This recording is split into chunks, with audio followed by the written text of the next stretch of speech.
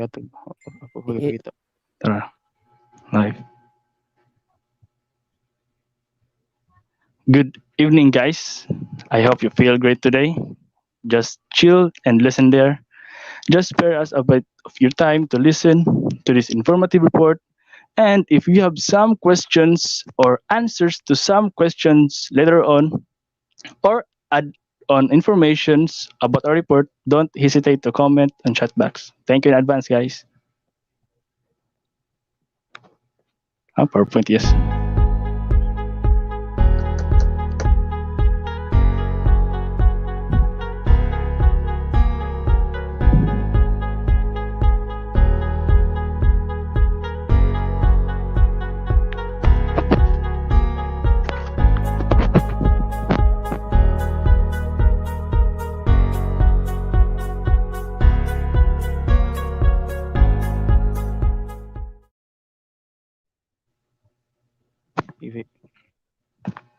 Wala yung PowerPoint lagi. Sorry. So this forum talks about the global demography, global migration, and global citizenship. Without further ado, let's start this forum. And next slide, please. So learning objectives. To understand the concept of global demography, to determine the different global migration trend of 21st century, to distinguish the idea underlying global citizenship, and to be able to analyze the political, economic, and social factors of global movement of people. Next, please. So before we start with demography, let us first tackle some population problem here in our society. Now, billions of people, next please. Now, billions of people are desperately starving. That means they wake up starving, they are hungry all day, and they go to sleep hungry. Billions of people live in slums, not the same million, but there are some correlation. Living in slums means they have no tenancy in their house. They don't have facilities to carry trash out, and they don't have safe source of water to drink. Next slide, please. Almost billion of people are illiterate. To try to believe or imagine that your life is illiterate, you can read some warning signals. You cannot read instruction in your society. Two-thirds of people who are illiterate are women, and between 200 and 215 million do not have access to contraception. Next, please. And they want so that they can regulate or control their own fertility. So these are some examples of population problem. So next please. So now, what demography do with this? So demography gives you the tools to address and to understand these problems. It is the study of population of humans and non-human species that includes viruses, bacteria, plants that you eat, animals that you enjoy, and it includes the non-living objects like taxi cabs or building because these are also a population. So in short, demography pertains the composition of a particular human population. So this is just an introduction, guys. Later on, we will then my co-reporter will discuss and understand what really the global demography. But before that, let us unlock first some definition. So next, please. So first is birth rate. So one way that a particular individual is added to the population through birth of new individuals. The way we measure this particular type of addition is with the natality rate or the birth rate, which is the number of birth per thousand individual per unit of time. And this time is refers year or yearly. On the opposite side, one way that individuals leave a population and reduce its size is through death of individuals. And the way we measure this is through mortality rate, which is the number of death per 1,000 individual per unit of time. And that period of time usually a year. So next is life expectancy at birth. expectation of life at a given age is the average number of years which a person of that age may expect to live based on mortality pattern prevalent in that country. As a result of global decline in fertility, the people become are living longer. Global life expectancy is rising, and this is what we mean when we say 60 is the new 40. Generally, people are getting younger, and this is the result of our investment in health, in medicine, in innovation, in science and technology, and etc. Later from this discussion, we will know what is our life expectancy as a Filipino. So the global expectancy or the average expected living age of individual has steadily increased. For the world as a whole, life expectancy increased from 47 years in 1950 to 1995 to 65 years in 2000 to 2005. In 2016, the World Health Organization reported that 72 years was the average life expectancy of at birth of the global population. Actually, guys, the woman lives longer than men. Why do you agree with that? Women are long live longer than men. So WHO or the World Health Organization statistics says 75.6 years for women and 70.8 years average life expectancy of men. So next is fertility rate. This refers to the number of children born by a woman at a period of time during her childbearing age, and it usually to 15 to 45 years. There are several factors such as lifestyle, increase in sexually transmitted diseases, rise in obesity, and environmental factors involved in urbanization and urban lifestyle that are affecting fertility and have led to rise in male and female subfertility. Also, there are socioeconomic factors that have led couples for women delaying have children, lack of affordable housing, flexible part-time career for women, expensive childcare, and etc. So last is the age dependency ratio. So this is the ratio that is people are younger than 15 years old or older than 64 to the working age population at 15 to 64 years old. So next please. So let's go now to the Philippine statistic where we can know our birth rate, mortality rate, population rate, fertility rate, and life expectancy. So first is birth rate.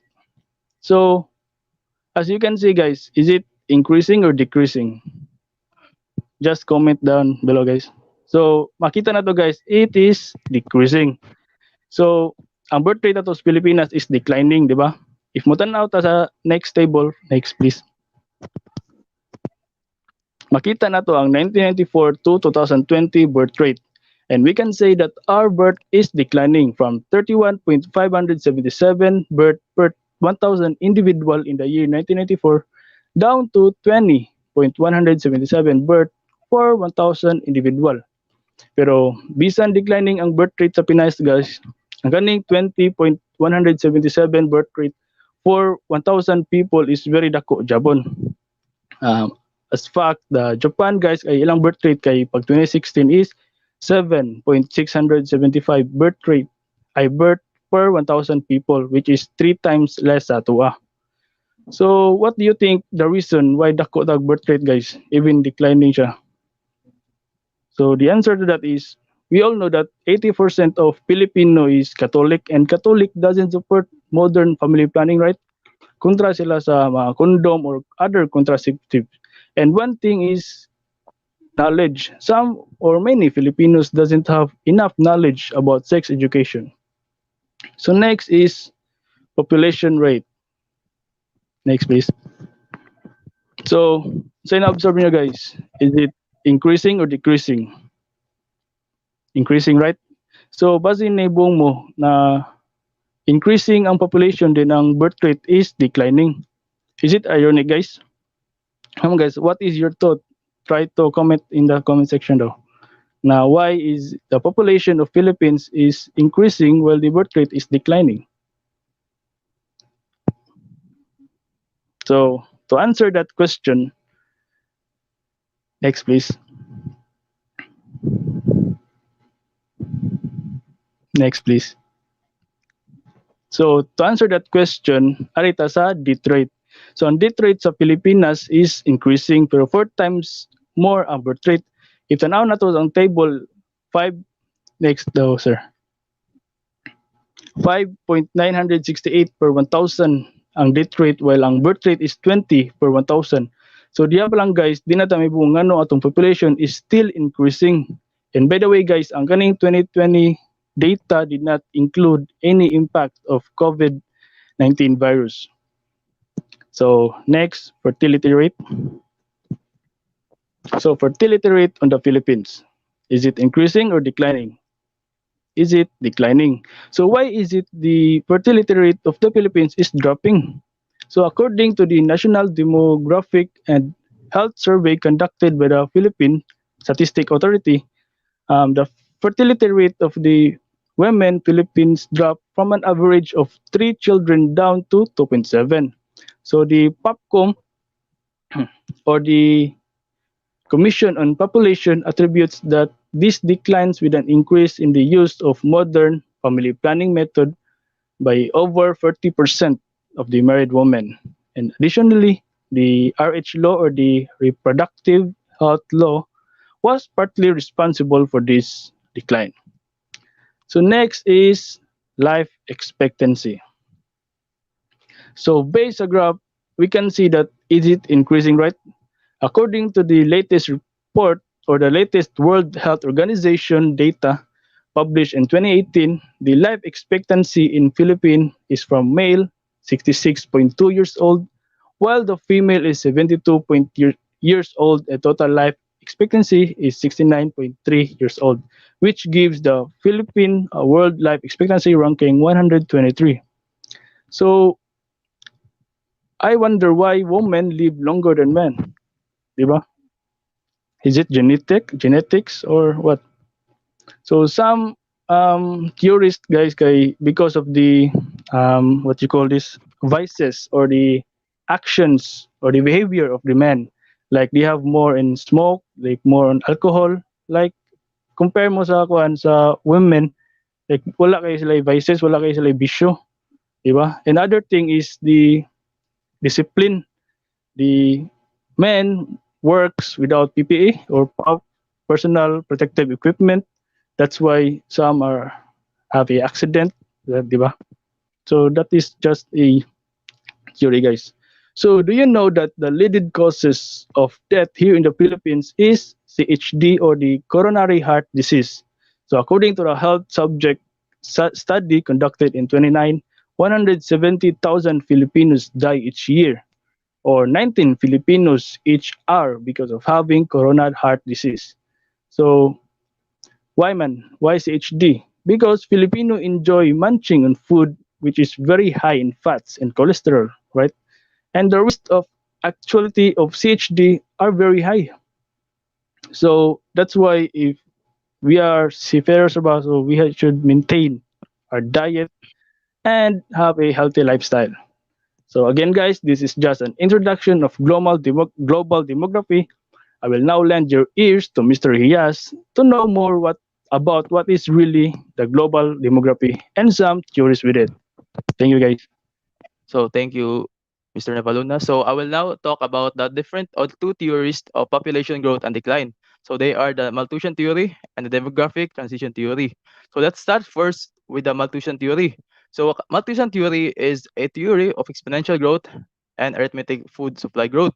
So this theory has been proposed or made by Thomas Robert Malthus, an English economist. So this theory, I mean, is a theory of exponential growth, population growth, and arithmetic food supply growth. So I will give you a little background about this theory. So this theory has been theorized in 1798 that it says that the too much population growth too fast would overtax the Earth's resources and eventually lead to disease, starvation, and death. At that time, he made his prediction that the world's population was only at 800 million, but now it's over 7 billion. So what this theory is trying to point out is that Our population is growing exponentially. However, our food supply is just growing linearly, I mean arithmetically. Like it will eventually lead to different diseases, starvation, and even death. So Malthus believed that through preventive checks and positive checks, the population will be able to control, to balance the food supply with the population.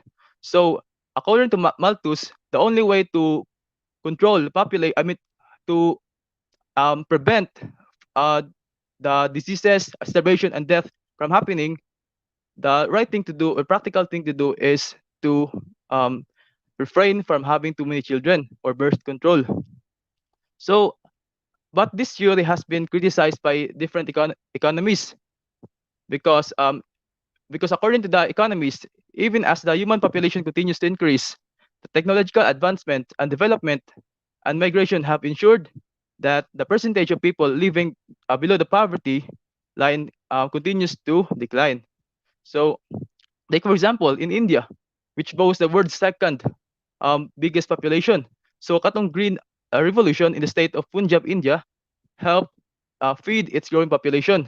So another example is in Western economies like Germany, so which was actually battered during the World War II. So actually the population increases in Germany. However, its economic development didn't hamper. So that's one of the reason why um, the theory of Malthus has been criticized by a lot of English economists. So uh, next is that I will talk. Next slide. So demographic. So next is the demographic transition theory. So, okay. So the demographic transition theory is a generalized description of changing pattern of mortality, fertility, and growth rates as societies move from one regime to another. So there are three glaring factors that this theory emphasize.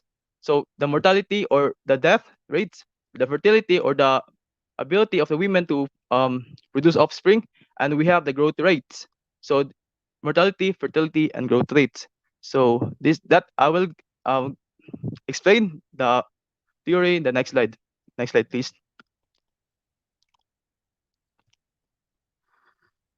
So the demographic transition.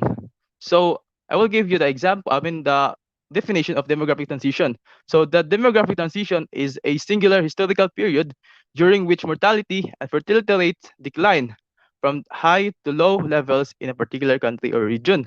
So which means to say that the fertility or mortality or the death rates and the fertility or the ability of a women to produce offspring have declined. So mo demographic transition.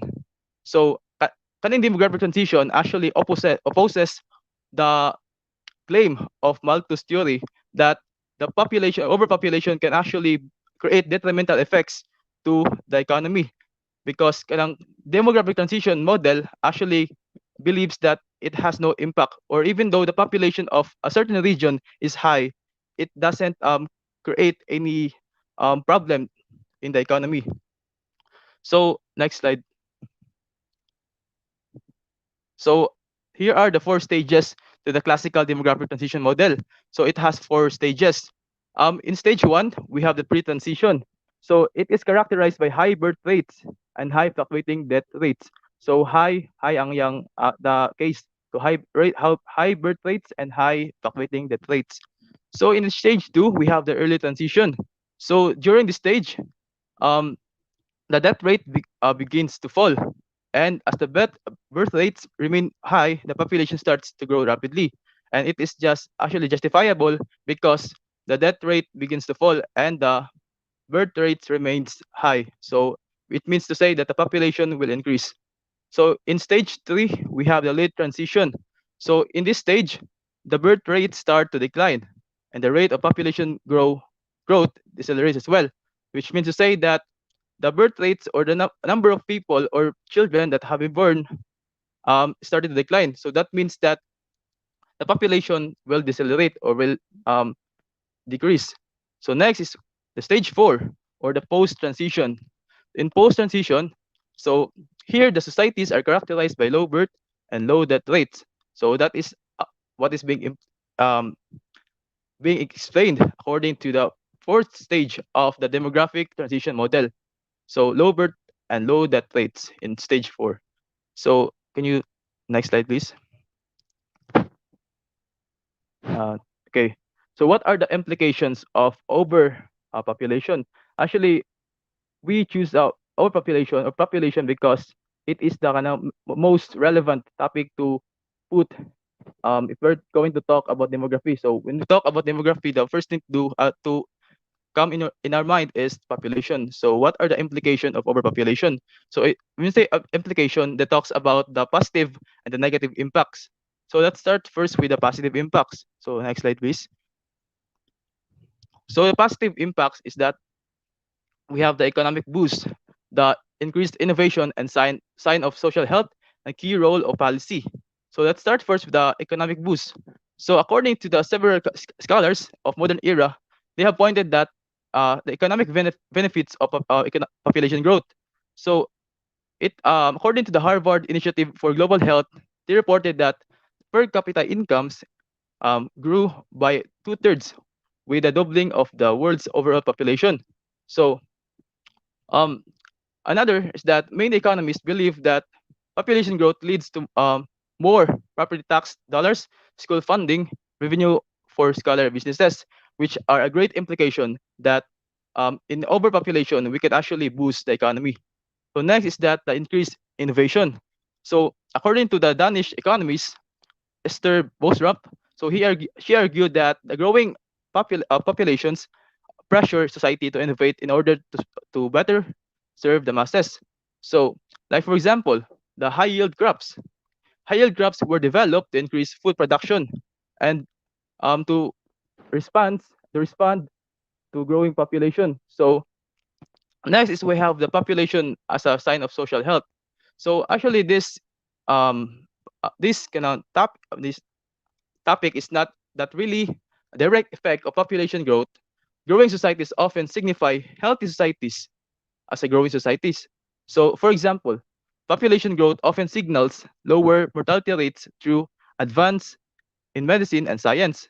So, another for example, Japan. Japan has the highest rate of centenarians. When we say centenarians, is people who are age 100 or above.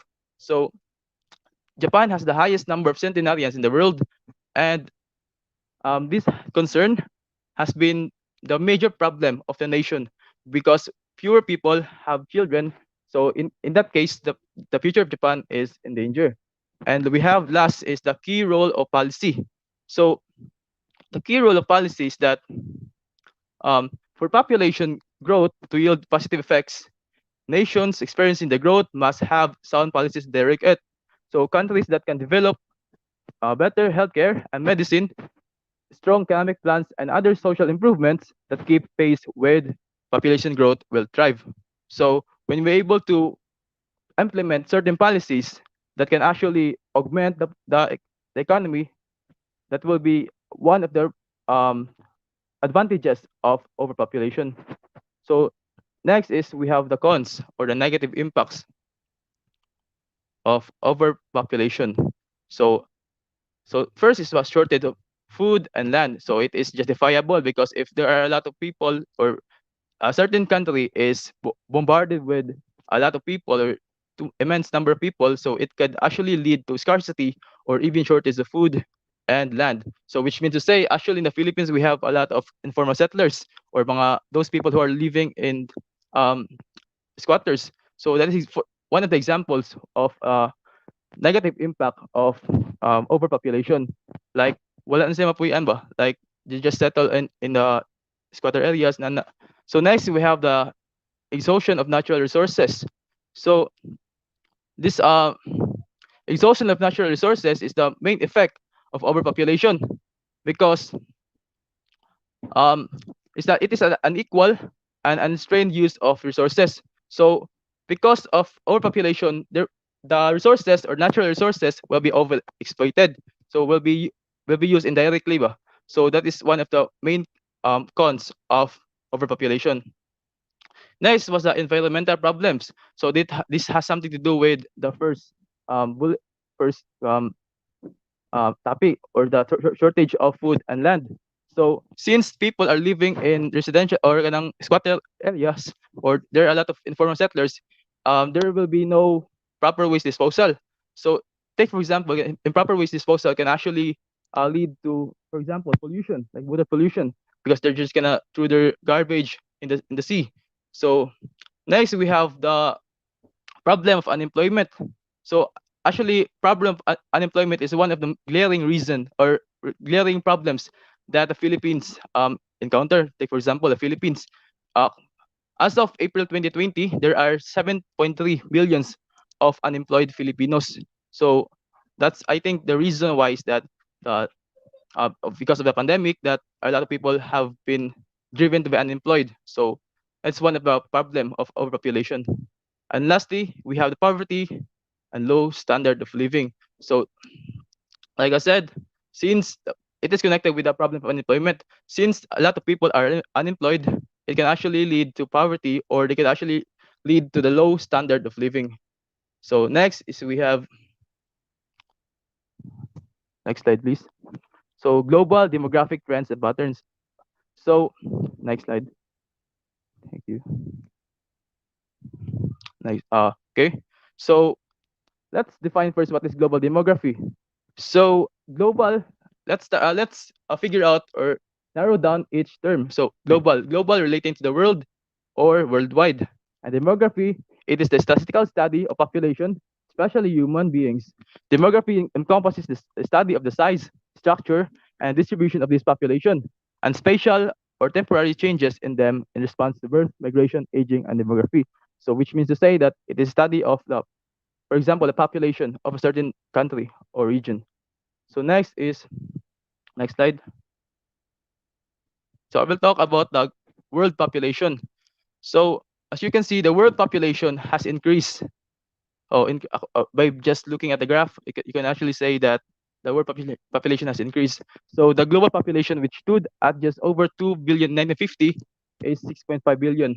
So today, this graph has been made 2005. So it has been 2005. 2005, there are 6.5 billion of people living in this world. So the world is currently gaining new inhabitants at a rate of 76 million people a year. So presenting a difference in 2005 between 134 millions and 58 billion deaths. So next is we have the crude birth rate. So crude birth rate is one of the simplest ways to consider population growth is through crude birth and death rates. So katong death rates will be reported next slide. So these are the number of births and deaths per 1,000 people. Okay, so figure 2 please. Thank you. So figure 2. So the figure 2 shows that in both developed and developing regions, the crude birth has decreased by about half over the past 50 years. So uh, they shared no difference because their crude birth rate has decreased or declined by over the past 50 years in both developing and developed countries. Next slide. So next is we have the crude death rate. So next, the in figure 3, crude death rates follow a different pattern. So the reduction in mortality in developing countries since 1950 has been very rapid. So rapid that the death rate in developing countries is now lower than in developed countries. So ang kanilang crude death rate or death rate, mortality rate sa developed countries are now higher compared to developing countries. So next is we have the fertility rate. Fertility rate is the ability of women to produce offspring. So in the world, the total fertility rate is that the number of children born per woman fell from about 5 in 1950 to a little at over 2.5 in 2005. So there is a 2.5 decrease for over um, 50 years. So this number is projected to fall to about 2 by 2050. So this decrease is attributable largely to changes in fertility in the developing world. So, as you can see in the graph, the total fertility rate has declined or decreased. So, by over 50 years. So next is we have the life expectancy. So this is the last part of the global demography. So life expectancy, when you talk about life expectancy, that talks about the expected number of years a person will live. So for the world as a whole, life expectancy increased from 47 years in 1950 to 1955 to 65 years in 2000 to 2005. So actually, it is projected to rise to almost 75 years by the middle of this century, with considerable disparities between the wealthy developed countries at 82 years and less developed countries at 72 years. So, as you can see, the less developed countries have a lower level of life expectancy compared to the developed countries. So that is for the global demography when it comes to life expectancy of the world. So thank you. I will now lend your ears to the next reporter, Mr. Alray Fabella.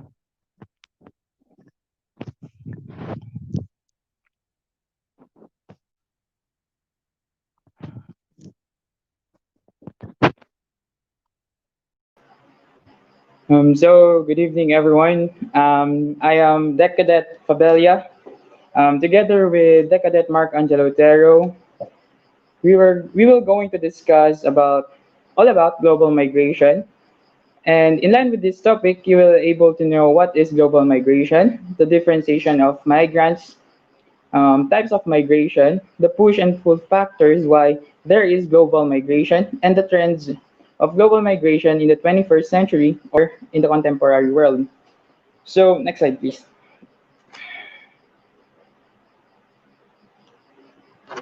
Next slide. Nice.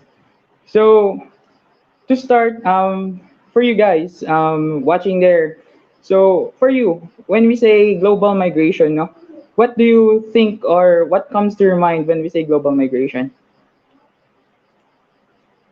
So in the internet, no, the term global migration means it is the movement of people from one nation state to another nation state or from one continent to another continent. So according to Jams, no, nag-chat siya, so what is global migration? Punto yan. Oh. So he questioned me, so what is global migration? So global migration, it is a movement of people from the word itself, global and migration. So first, let us go to migration. So it is the movement of people from one place to another. So when we say global, it means around the world. So to sum it up, global migration it is the movement of people not only from one place but from the entire place. Like for example, from Philippines to America, and so it is the movement of people from one nation state to another nation state or from a continent to another continent. So yes, tama si Kwan. Sakto si Carl Jude Simeni. So moving from one country to another country. So it is right now. So thank you for your ideas, no. So next, yes, naasad point si kinsa to ganiya nagchat na it is changing of residency but not totally changing residency. So later on, you will know why I oppose that statement. But in some point, naman good point was good. So according to Cohen, he differentiated the three types of migrant. So these are the citizens, the denizens, and the helots. So when we say citizen, di ba, kita, as we are Filipino citizen. So, what are the rights? Comment down below kung unsa to, like give me an example of right of a citizen. So para ma-relate ta or what are the rights as a Filipino citizen?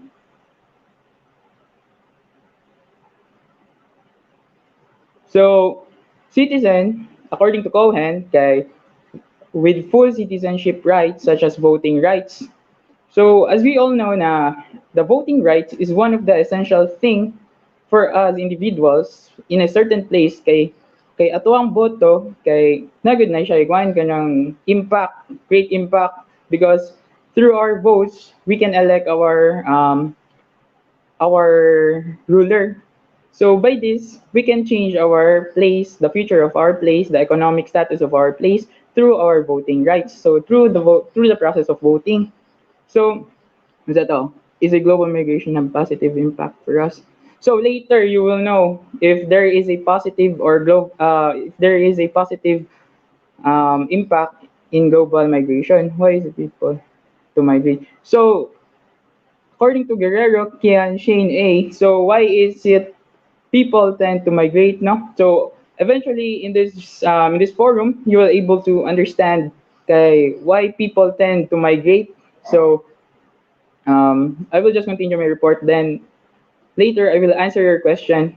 So next is like for example in the citizens, no, like if you are a citizen of United States, so one of the privilege as a citizen of the United States is first you can able to vote for your um, for your ruler or for the politician that you want to be in the position. Second is to have a you can be elected as one of their politicians, of course. And third, you can accommodate or acquire all the privilege by the given by the government of the United States. So as we are we the Filipinos, so we have also rights as citizens of the Philippines. So these rights are indicated in the or stated in the Philippine Constitution of 1987, which the Article 3, which is the Bill of Rights. So if mangutana mo unsa nang Bill of Rights? So the Bill of Rights kay mauna kanang establish the relationship of the individuals to the state and defines the rights of the individual by limiting the lawful powers of the state.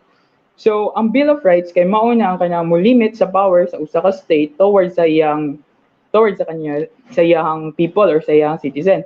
Like for example, according to the Section 1 of Article 3, which is stated that no person shall be deprived of life, liberty, or poverty without due process of law, nor shall any person be denied the equal protection of law. So by this section, it means na um, every people must submit to due process. Okay, when we say due process, pangutan naman unsa na due process. So the due process is the fair treatment with judicial system. So mauna ang kanang magamit dito sa mga citizens where kanang na entitled as citizen of one place. So ang kanang judicial system, it is only there is different kinds of judicial system. It depends lang siguro sa unsay usa ka government. So let's read the comment. So Filipino citizen has right to speak and freedom of expressing just yes, it is true. We have this kind of rights, the freedom of speech. Next is by Ellison John Ray Gold. So does this year pandemic events affect the global migration rate? So far, yes, because there are a lot of kanang mga flights na canceled because of pandemic. Because one of the reason why flights are being canceled because health is one of the most essential thing that the government or the state needs to i-protect. So, like for example, ikaw presidente ka, then you want to have a migration, like you will welcome people na like you already know that there is a pandemic, so you will welcome people from other state or from other nation. Syempre, maybe yes, because we can follow some protocols given by the WHO. But for some reason, like I've said a while ago, that the migration rate have lessened this kind of past when the pandemic strikes. So does migrating, according to Jermala Armado, does migrating affect the population? So later you will know if does migrating affect the population. No? So next is, so I'll continue my report. So next is denizens. Who are these? The denizens are the people who are privileged people welcomed by the state, such as billionaires, oligarchs, or highly paid employees of transnational companies.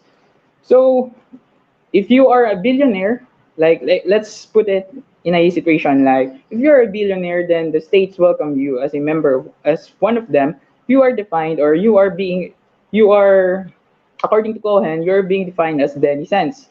So next is you can also be a highly paid employees of transnational companies. So nainangutan, what is oligarch? So oligarch is a member of oligarchy, or a person who is part of small group holding power in a state. So Mauto, according to Aristotle, he gave the concept of oligarchy some negative connotation, but term does not necessarily imply to wealth.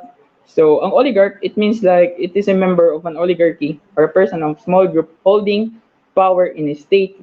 So that is oligarch. So next, to define what is transnational company. So these are companies that operate in more than one country, in one more than one country. So one great example of I can give of transnational companies, or the transnational company rather, is the Unilever, because they involve globally, they are involved globally in the production of goods and services like I think we use at home. Like for example, the shampoo that we use, there are some products that Unilever has produced.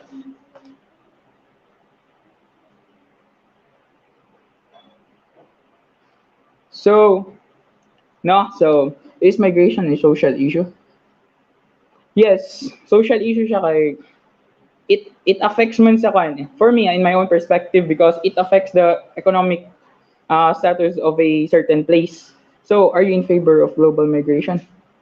So there are all kunya later you will know if pero in my own perception, no, if I am in favor of global migration, it depends. If it is beneficial for a certain place, or if a place will grow, then I will be in favor of global migration. So according to Ahmad Al Nafisha, the mindset of every Filipino is that they think they live work abroad, that they become more financially stable. Oh yes, because some Filipinos believe that um, the wages or salary abroad are more higher, or much higher than here in the Philippines. So later I will discuss the factors and reasons why there are people leave a certain place. So to continue, no. So next is helots. So helots, are you familiar with helots? Or is it right that the pronunciation is helos or helots? So the helots was being used in the ancient Greek, or the history of the Greeks. So helots are a group of people, slave people that helped the Sparta to grow or to be wealthy. So the owners of these slaves cannot kill them nor sell them, but instead they will farm, or they will cultivate their lands, and the income of those, that will be the payment for their lives. So, but in Cohen, he described this the most exploited groups. So when we say the most exploited groups, so these are the groups that being used by the state, like by the state, or by the plate, or by a certain place. So it is an advantage if people of their country transfer to another country. It depends on the for me, it depends on the status of a country. Yes. So moving forward, no, like so the states and employers regard them as disposable units of labor power. A reserve army, a reserve army of labor, they are found unskilled, poorly paid workers, include illegally trafficked workers and legal workers such as domestic servants. So this is the concept of Cohen about the migrants, the types of migrants, the helots, the citizen, and the denizens. So as we move, how does migration affect the economic community of the Philippines, and as well as the impact of other country? So I will answer that later, no? So I can go further. And next, please.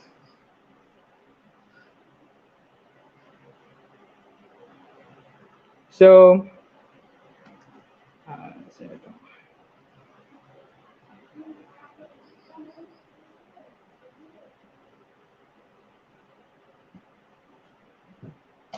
So the different types of migration. So first, we have the internal migration. Next is the external migration, the emigration, the immigration, the return migration, the permanent migration, and as well as the seasonal migration. So first, we have the internal migration. So from the word itself, now we can clearly understand that internal means nasa food. Then ang migration is the movement of people from one place to another. So sum it up. So it is the moving of people within a state, country, or a continent. So next we have the external migration. So it is the opposite or the reverse of internal migration. So it is moving to a different state, country, or continent.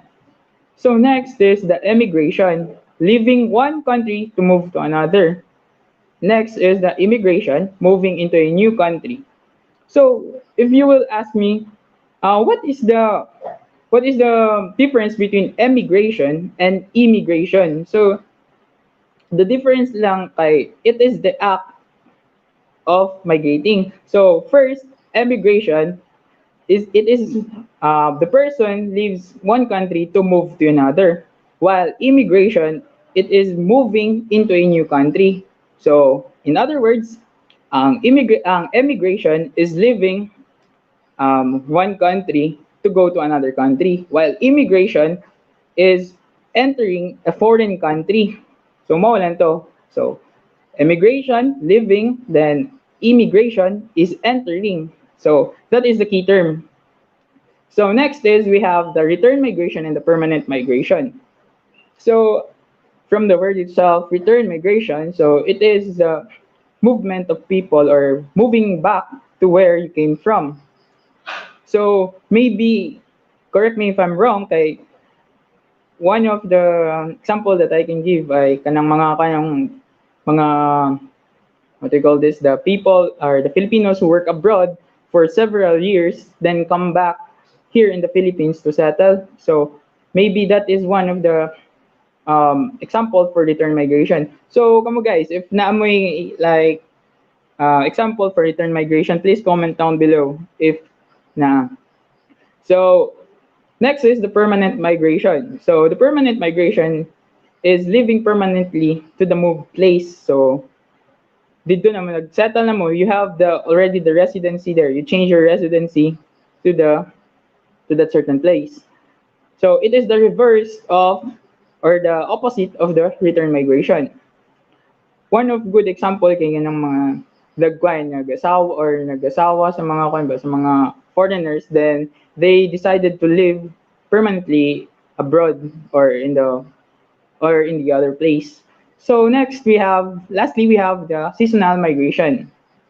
So sa seasonal migration, it is moving with each season or in response to labor or climate condition. So let's put an example in a situation like for example, ang Japan they hire workers labor force. Kay for example in the month of for 3 months kay they need labor force kay naidaghan na kan job openings. Then those people who will travel to Japan will be called as seasonal. The process or the migration na matawag ta sa kato na gibuhat kay seasonal migration. Or like for example, another example will be foreigners who lived in other places just to will visit Philippines for the month of summer. So that is one we can consider as seasonal migration. So next,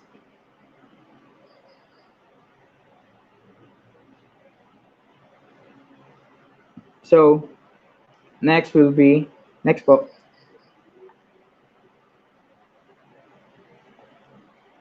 Now to sum it up na like The different types of migration kay mao na to ang internal migration, the external migration, the immigration, the return migration, and the permanent migration, and as well as the seasonal migration. Pabalik po sa push and pull. Yes. So next, so mao ni nuno kanang daghan kayo pangutan na if what are the why people leave a certain place or ngano man ang usa ka tawo mo leave sa iyang lugar to move to another. So to answer those questions, okay, let us just first define what is push and pull factors. So the push factors, so these are the factors or the push factors, guys. These are the factors that pushes one person to leave one country to move towards another country. Whereas ang pull factors, guys, these are the or the things or the kanang reasons ngano ang usa ka tao moadto sa usa ka lugar. So according to the definition, so pull factors are those with the help of which person can attract towards another country. So there are three reasons, main reasons why there is a global migration or there is migration. So these reasons are the economic reasons, social reasons, and physical reasons. So next.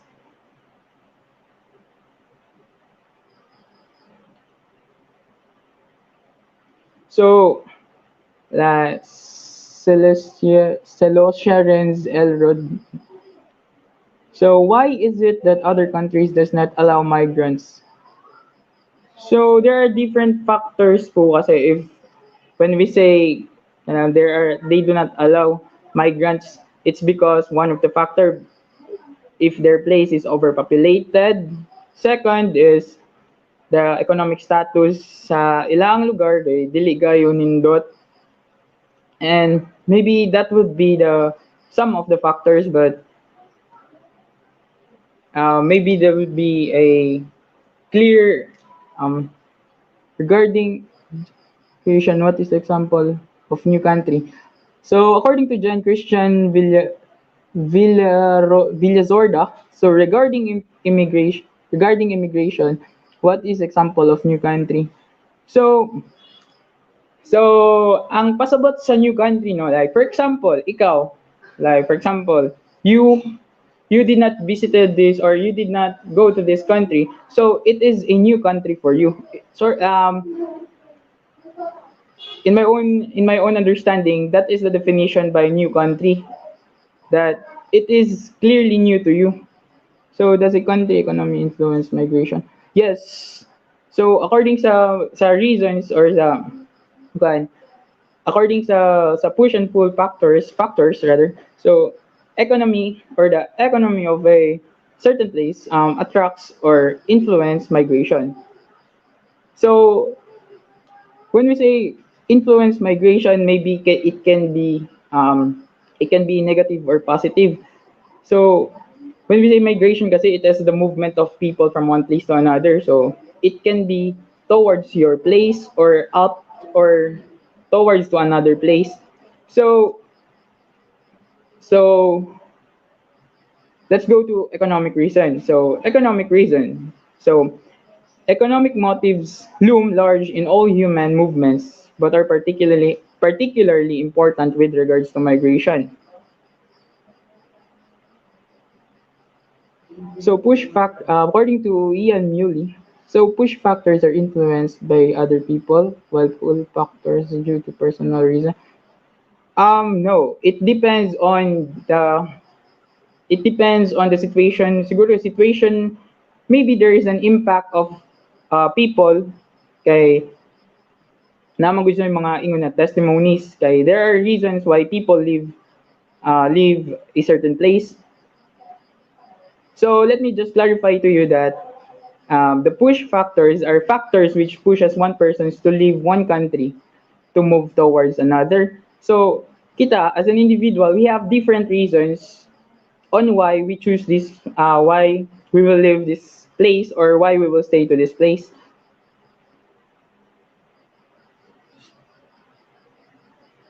So according to Jimbo Urango, country accept migrants because this will help to reduce any labor shortages, promotes more diverse culture, and migrants are more prepared to take on low paid jobs.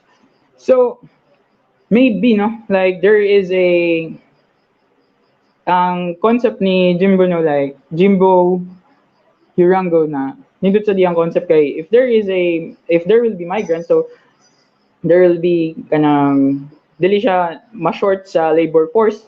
But let us um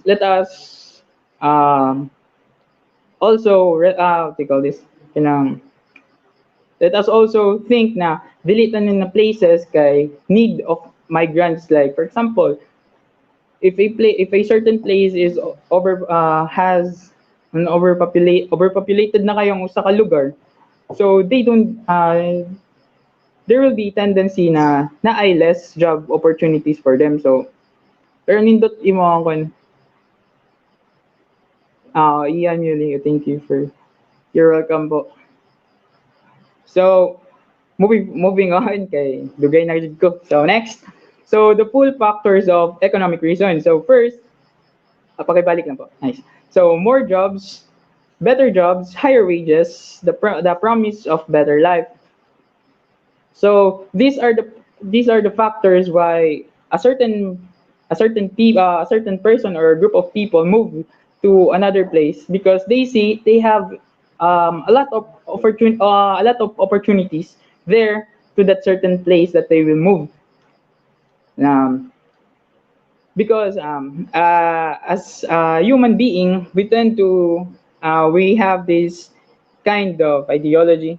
Maybe ako lang or maybe kay ganansad ko na mas nindot akong life ugma kaysa karon. So I have vision na I like my life to be better than today. So so ikaw if usa ka sa mga kuan like we are graduates, like we have already finished our our programs or kanang ganahan nato na kurso. So if we will stay to a place where there if we will go to the place where we can see na daghan kayo employment or the the wages are higher, so we are attracted na moadto sa katong lugar ng trabaho. Like for example, more, di ba, more Filipinos work abroad. So they see that mao to ganiya na remember na ko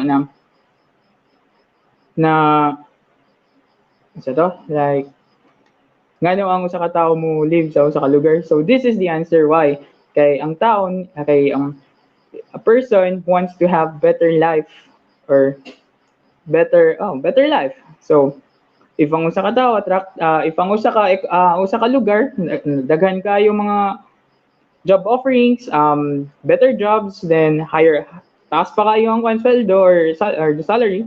So maybe that will be one of the reasons why a person move to other country. So let us go to the negative side of why people leave their places.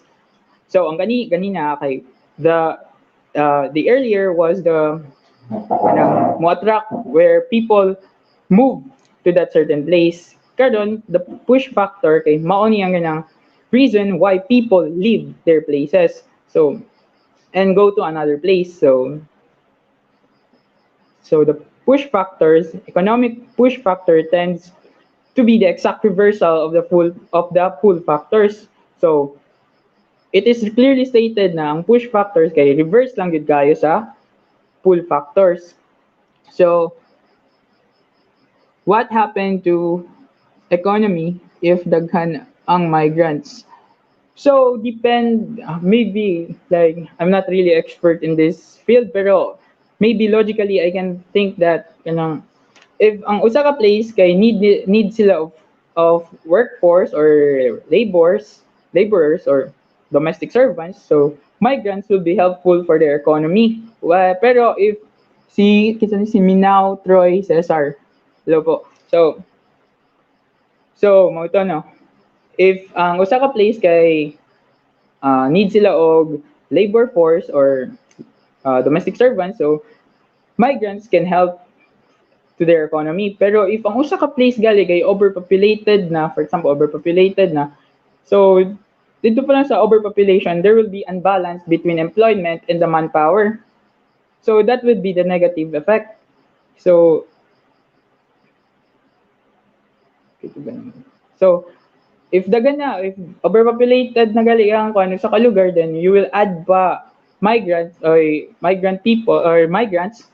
So there will be um, maybe there will be really negative effect to their economy. So to go over, so so a person tends to leave their places kay due to overpopulation, few jobs, low wages. So like I said a while ago, okay. So overpopulation overpopulation is one of the reason why people leave their places. Okay, if your place is overpopulated na, so like I've said a while ago na, there is a tendency there is a tendency na dili na balance ang ang employment and the population. So if overpopulated na, ang ang intended job for the people kay dili na ma-accommodate sa tanan due to overpopulation. That is why after the overpopulation na negative the factor for the push factor is few jobs kay tungod sa overpopulation nahimo na siyang few jobs. So and the result for this is low wages kay daghan man kayo mga daghan man kayo na population. So there is a tendency na gamay ang sweldo sa usa ka individual. So, is there any mathematical or computational model for early human migration? Wala. We don't have the mathematical, mathematical. In your opinion po, how are you going to balance such situation? In your opinion po, how are you going to balance such situation? So maybe you are regarding sa no, sa tawag dire sa migration. Like for example, for me, in my own perspective or in my own opinion rather, kay if ang usa ka place kay they need migrants or they need work labor force, so um, migration can be helpful to that certain place economically, socially, and um, yeah. Tapos, if overpopulated na ang usa ka lugar, so dili na siya helpful para sa usa ka place or sa usa ka country because daghan na kayo. Kay mo result man gud if daghan kayo ang tao, so there will be tendency na low wages.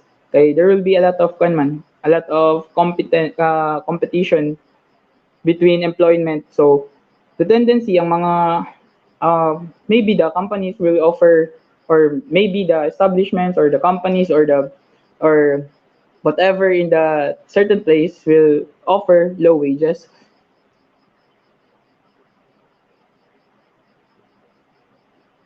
If that's the concept, if that's the concept, it is safe to say that Philippines is the modern day slave source.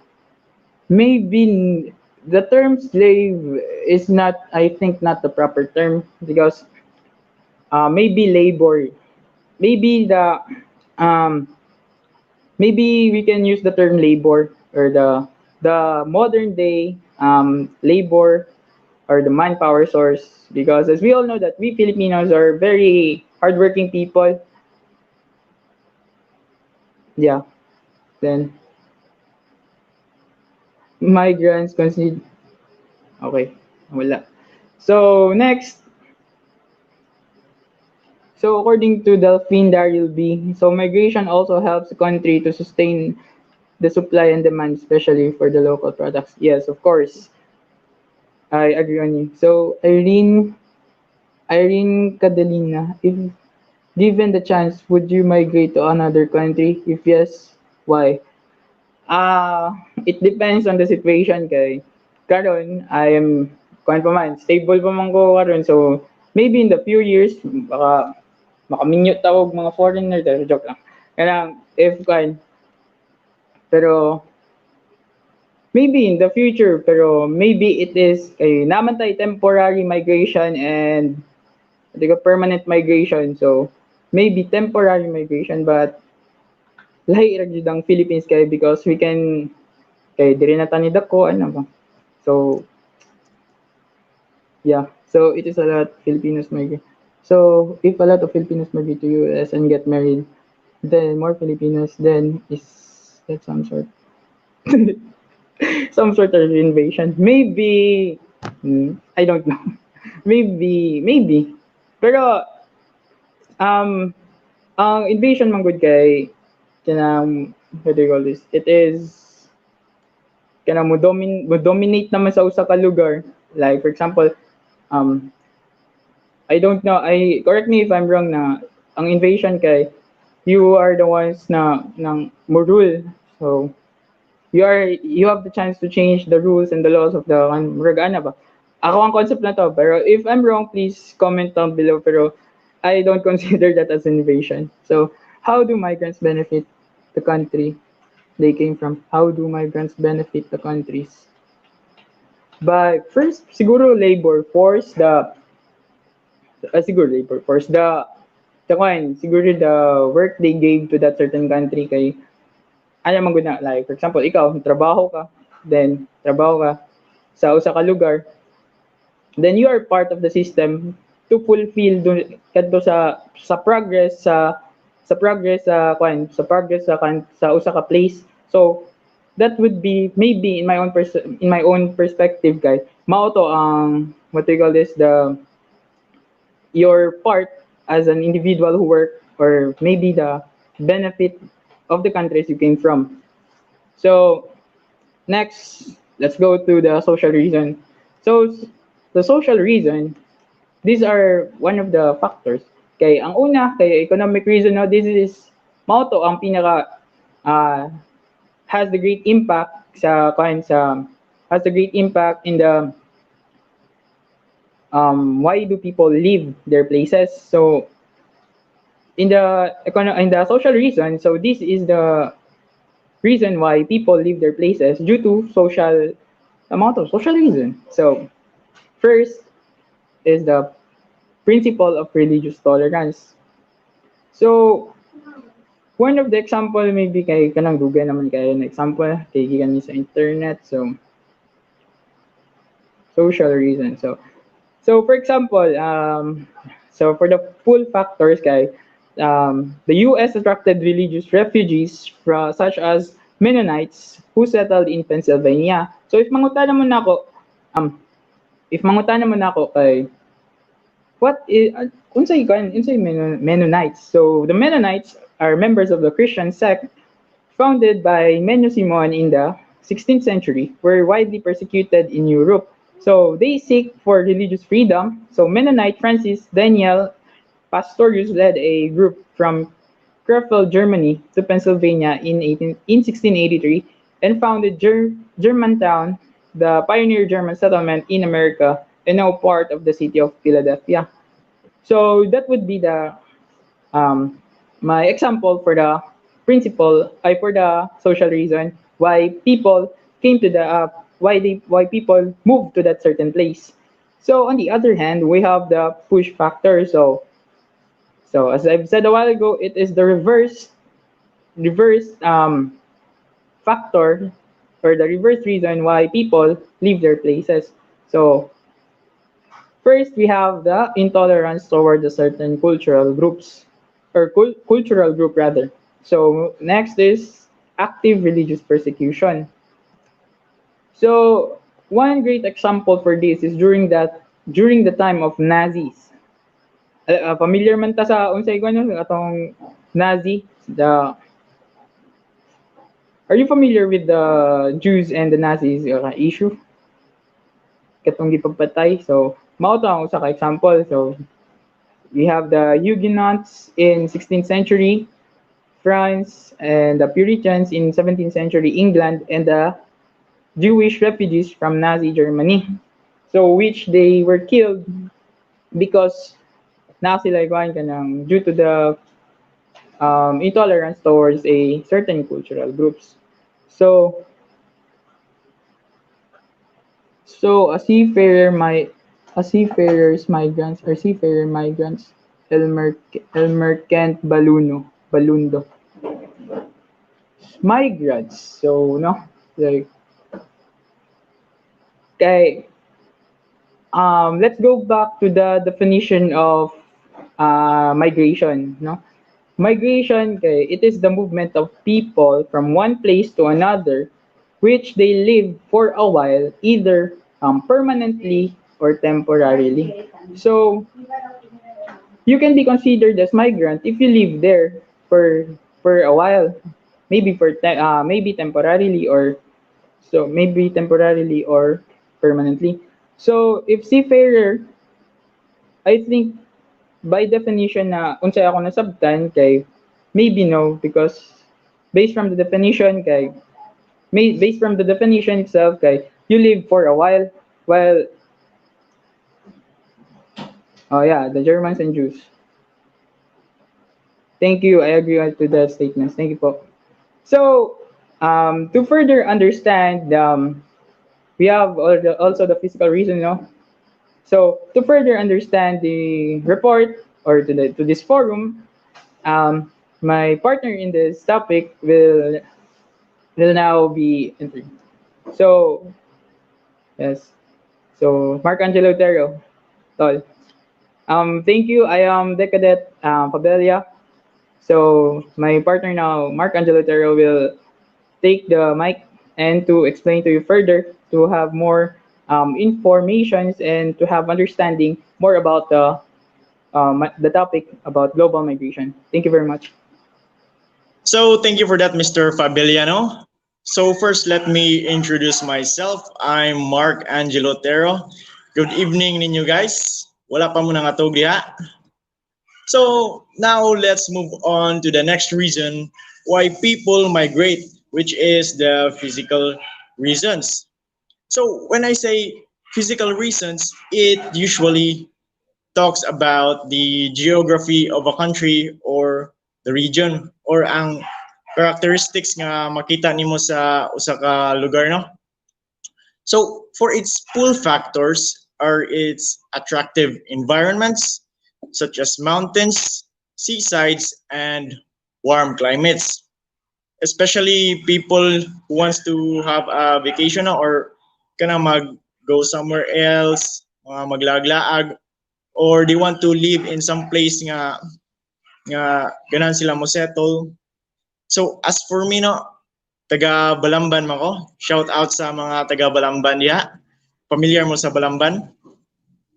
So makita nato dito ang TCH no or Trans Central Highway. So usually ma-observe nimo nga daghan kayong mga riders nga sige adto sa bukid. You know why? Comment daw. Well, ikato nimo sa bukid first bugnaw and naay mga naay fresh air and nindot a view. So as you can see, ma-attract jud ang mga people mo adto sa a certain place sa TCH. So that is one example. So attractive environments. So another example is the Alps pull French people to eastern France, and Spain attracts migrants, especially retirees who seek warmer winters. I can really say nga this is true no since my uncle works in a cruise ship and usually ilang mga sakay is mga retirees, mga tiguang and mag ato sila sa Europe, ato sa Spain, sa mga tropical regions. or sundo nila ang mga kanang mga init nga lugar, mga beach. Kay ang mga foreigners, usually mga foreigners, hilig yun na sila maglaag-laag or maadtog mga certain place. While for the push factors, we have natural disasters. It's self-explanatory, no? Kay as you can read, natural disasters, so mga calamities, natay typhoon or mga volcanic eruption. So kana jud ani since January pa man eh. And naapay mga or tsunami prone areas or floods. So nakoy question ninyo guys. For example, comment down below ha. Na prize sa first commenter. Okay. So one example is here in the Philippines. Let me localize my example para much relatable to anyone. So what if you live in those flood or landslide prone areas? Are you gonna stay there? Are you gonna stay there or not? Yes or no? Yes or no? Just comment down below.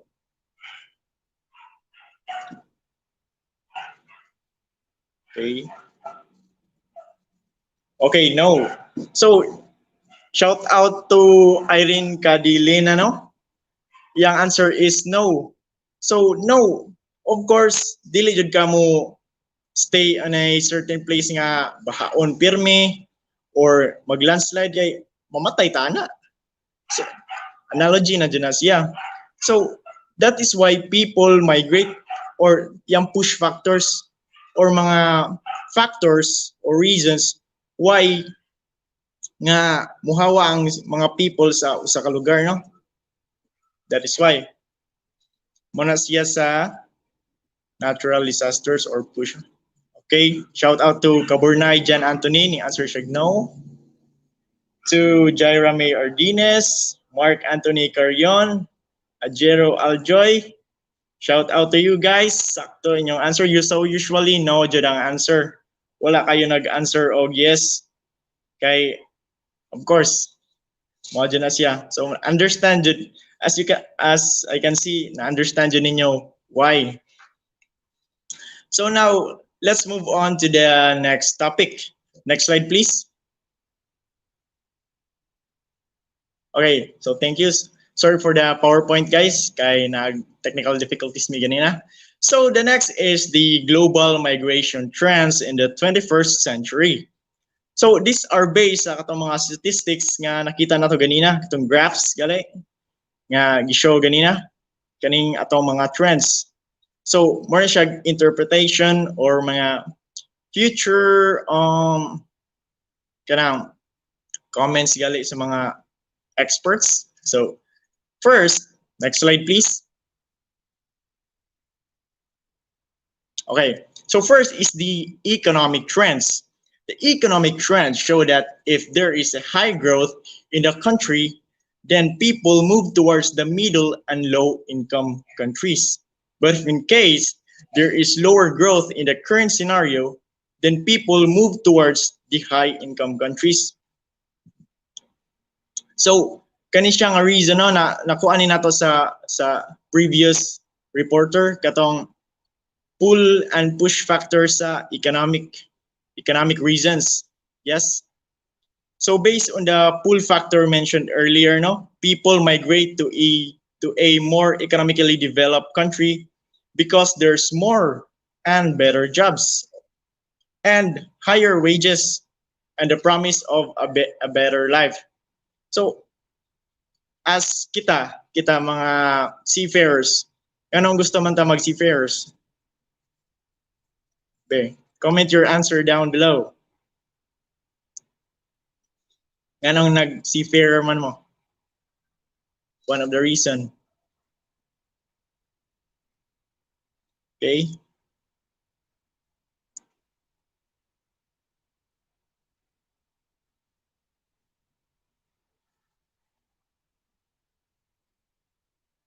So, as kita mga seafarers, no, one of the reason is mosulti sila is the money or the money kay na may mga dollars daw kanang usually kuan kanang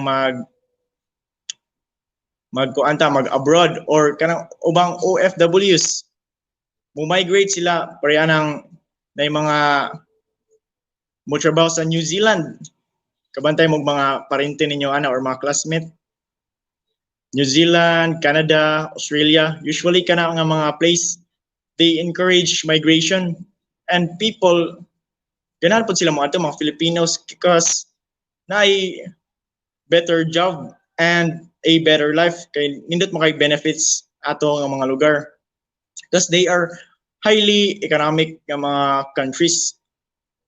So next, extreme poverty is the main cause. Back previous slide please. Extreme poverty is the main cause of overpopulation.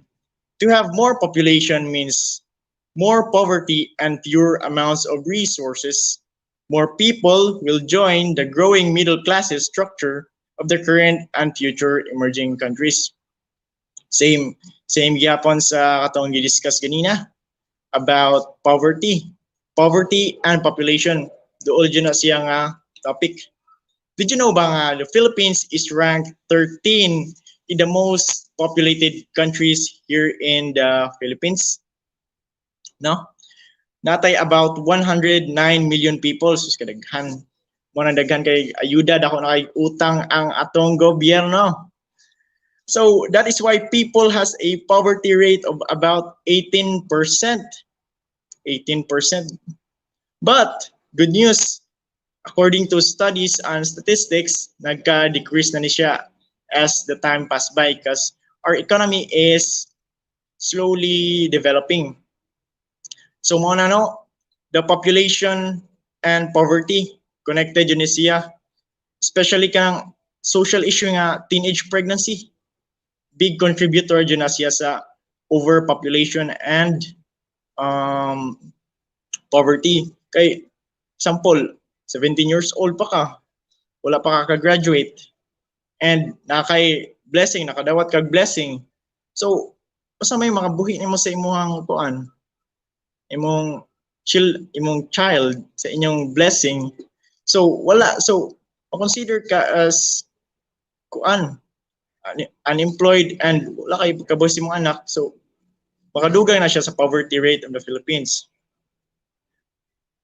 More like overpopulation is the reason of extreme poverty. Yes, usap po na siya. Bad family planning, yeah. So mo to siya no, na-mention naman siya earlier sa atong mga graphs ganina. So, in many of these countries, this will reduce the immigration to leave one country or region to settle in another, to the North America, Europe, Australia, or might even lead to important return migration. So as you can see no, kaning mga na-mention nga countries, America, North America, Europe, Australia, mga first world countries ni siya. So mas lower daw ang immigration, lahi na siya sa immigration na I na siya, di na siya I. So, mga tao, dili sila mo leave anang country because ano mo leave maka anang country if kung ana kay ka kanang say tawag ato buta na to kanang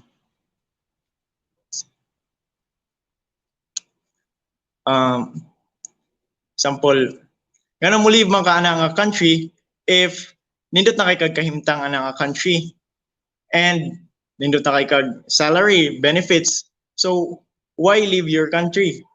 So napod siya return migration kay ang uban mubalik jud siya sa kanang mga country because these countries is high economically developed countries no, mga first world countries. So mga nindot jud ni siya nga mga countries. So next slide please.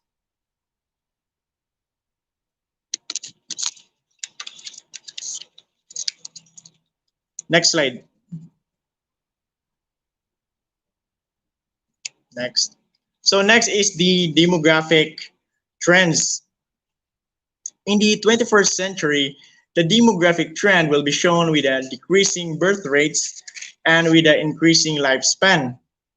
Two of these trends together contribute to the demographic aging at a global scale and will have to result for future economic output, labor markets, and welfare systems.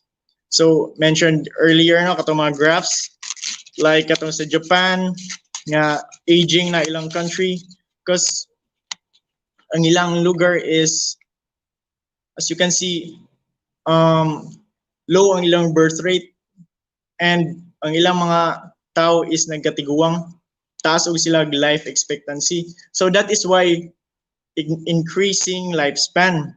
One example to Japan. And as for the next slide please.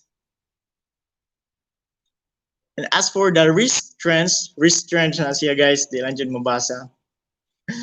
So migrants encounter the risk of getting demoralized by employers, agents, and traffickers, or to experience the structural favoritism through employment practices, social security systems, and labor laws.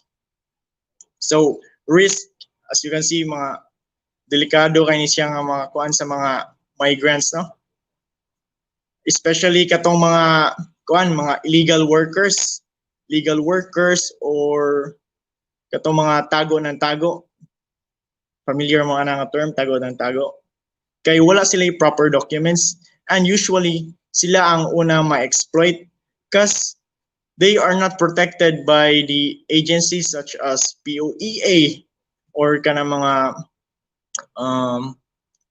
DFA kana mga agencies sa atong government because wala man sila proper documents. So usually sila jud ang unang ma-exploit aning mga mga tao. So next slide please. Next slide is the migration and mobility trends. So let us know what will happen in the next few years.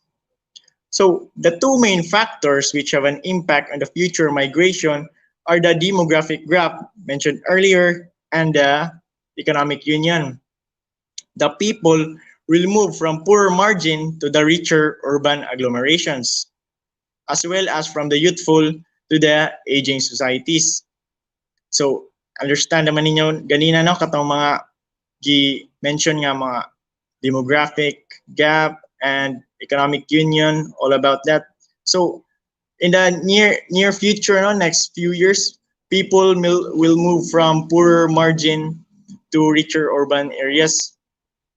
The migration of the current geography will be changed. On one side, the emerging markets with a higher economic growth will endow with a domestic opportunity to the immigration. So emerging markets, as stated here, domestic opportunity to the immigration. So dili sila mang migrate sa laing lugar. So ilang economy mas mo bloom gali. Because ang people nila is dili man sila manggawas. Yeah. TNT. Tago na tago. Okay, next. On the other side, some countries like Korea and China will enter in the international race for talent and may turn into more attractive destinations for workers than some of today's immigrant receiving countries that are now long-lasting, slowly or no growth, and highly unemployment rates. So in other words, no, as you can see here in prediction nila nga ang Korea and China mga progressing countries man kani, grabe man ilang economy karon. Maapsa na nila ang katong mga nag-una nga mga countries karon like US. Para ninyo, unsa na may mas kuanon, ang US or ang China? Ana raman sila sa in terms of economy.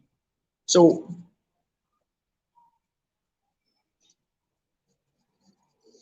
should children of illegal immigrants be granted legal citizenship? From Oliver Bino. As sa akong na sa akong na sabtan, depende ra tingali na sa requirements sa kuan requirements sa a certain country o sa citizenship. Pero usually man tingali, if adto ka ipanganak kay adto jud ka makuan, ma-citizen ka didto. Yeah. So from Benedict Albao, what forces people to become illegal immigrants? Illegal immigrants, money, poverty. So or kanang mga kuan, illegal recruiters. So ma-illegal immigrants ka kung illegal imo recruiter, di ba?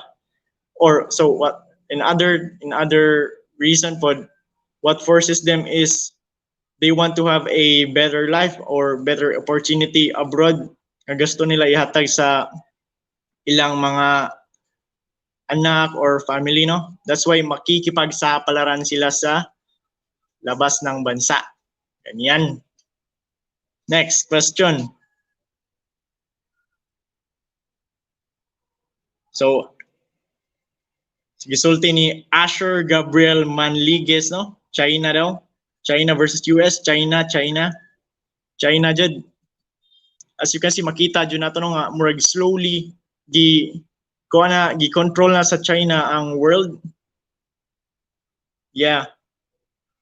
Shout out to Client Fantonial, Daniel Damos, Sabate Jura Prime M. Thank you for the information. You're welcome. Amaya Mark Ryan, useful information, sir. You're welcome. Thank you. Okay, move on na no? True, dili ta kumpiyansa. Yeah. Dili ta kumpiyansa ng mga mangingilad. So next so that's good news for Korea and China, no? In the next few years mo kuan na sila. More maapsan na nila ang other countries. So that's all for my report. This is Mark Angelo Tero. Let's lend our attention to the next reporter for the next topic. Thank you. So, good evening, everyone. Right now, on this part, we're going to have or learn on how to do online selling. Charot. So, on this part, we're going to know what is global citizenship. So, proceed to the next slide here, please.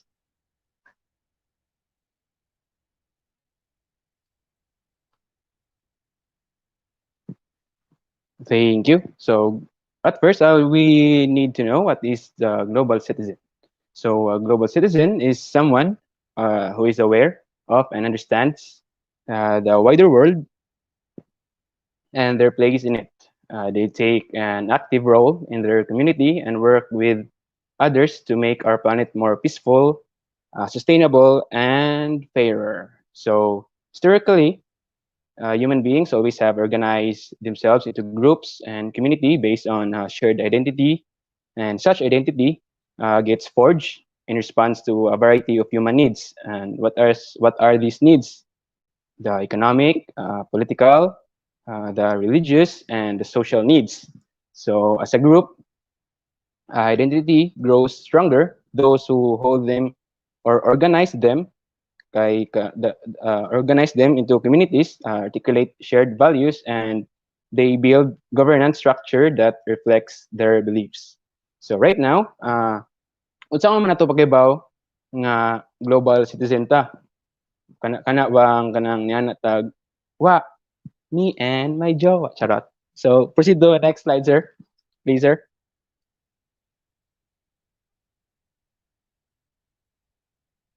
So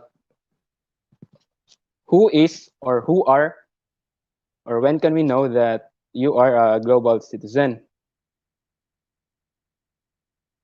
So we can have this if you are aware of the wider world and has a sense of their own role as a world citizen, and also they respect and values the diversity and has an understanding of how the world works. So this simply means that open-minded ka sa networking. Charot. So open-minded ka sa world, what are or what is the happenings in the world, na unsa nang ang sitwasyon sa world. Also makasabot ka kung unsay kalibutan kay up, ang kalibutan kay na makasugat ta og ups, makasugat sa tag down. So mao na, that's it. You can be a global citizen if you have these characteristics. And also, you are or is outraged by social injustice. So outrage, masuko, social injustice. Dili tarong justice, nangayo kag justice pero sayop ang ilang gihatag nga justice. So mao na, masuko jud na di man ta ganahan na. Bitaw.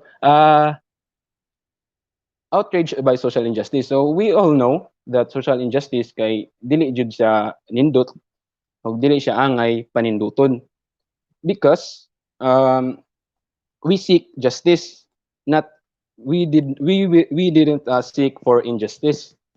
So justice must prevail. So an example of social injustice kay an innocent man nga gipriso bisag dili niya sa he did not commit. An example of this kay katong issue sa katong teenager nga gipatay nga kato daw drug related, but and share na nako just more companion. What is the difference between a citizen and a global citizen? And share na nako later part. Kay kadi para maka enlighten sa ka kung what is a global citizen. So mo nang ato lang i-relate siya. So again, to back sa akong example, katong teenager nga na relate or teenager nga na sangkot atong gipatay kadi sa pulis kay na drugs. So klaro naman jud do nga kanang gi-frame up ra. So that is an example of injustice system. So to proceed, we also have this they participates in the community at a range of levels from the local to the global community workshops, community programs, and they are willing to act or to make the world more equitable and sustainable place. And Daniel Damos, how to alleviate social injustice. Yes, para mawala ang social injustice, we sa Philippines, for example, dili mo jud na siya maglisod na jud ta ana kay para nako lang para nako lang kay ang police mo mas dako og ranggo sa atoa.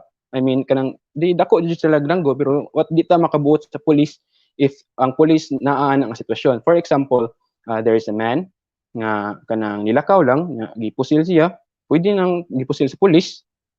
Pwede tong police nga butngan lang og kuan, butngan lang og drugs sa iyang pocket, then tawag na og drug dealer. So maglisod jud ta no sa nang pagpawaan ning injustice samok ani. Kuan lang gid para nako tagaan lang siguro konsensya sa Ginoo nga dili mo buhat. So do you consider yourself as a global citizen? Why or why not? Okay, answer na nako after aning last nga characteristics characteristics global citizen. So the last is they take responsibility for their actions. So balik ta sa uno no, atong balikon ang tanan is aware of the wider world and has a sense of their own role as a world citizen. They respect and values diversity, has an understanding of how the world works.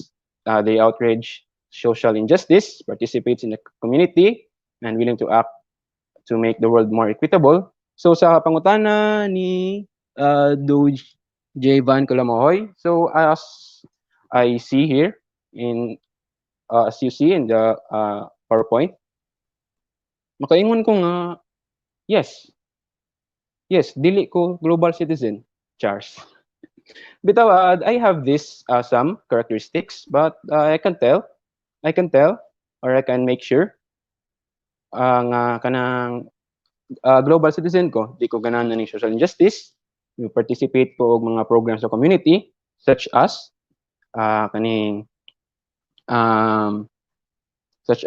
kanang feeding program. Basta na feeding program kay moadto ko bisag dili ko malnourished. nga mo take kog responsibility sa ako ang action nga kanang for example mo responsibility sa akong action like for example mo nakoy ilabay nga basura sa saktong basura no action na nako the responsibility na nako uh, as a part of our community nga mo ilabay ang sagbot sa saktong labayanan. And I respect the values and have respect on my community. So makaingon sad ko nga global citizen ko. Nya na ko understanding sa world. So mo ni I have understanding on the world nga makaagi jud tag ups and down.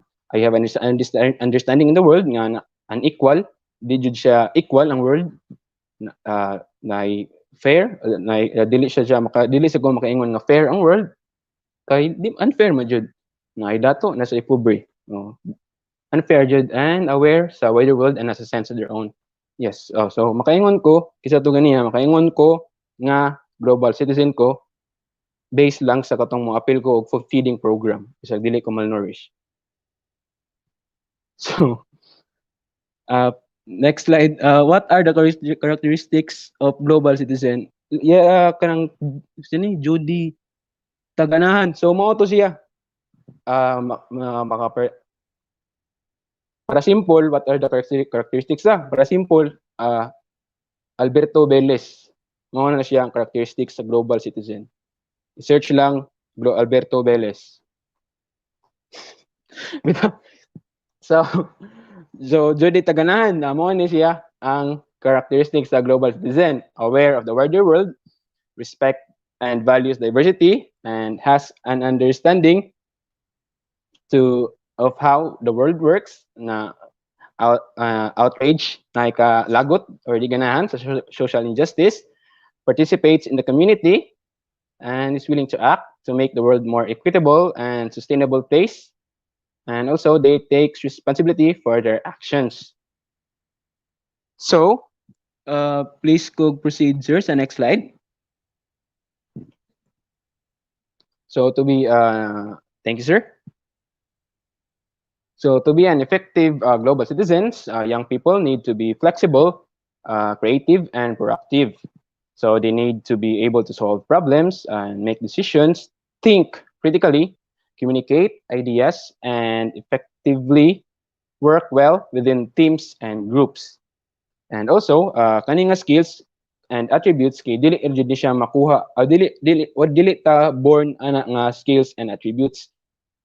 Maybe some born pero kanang ang uban sad na dili should siya gifted but they work on this matter.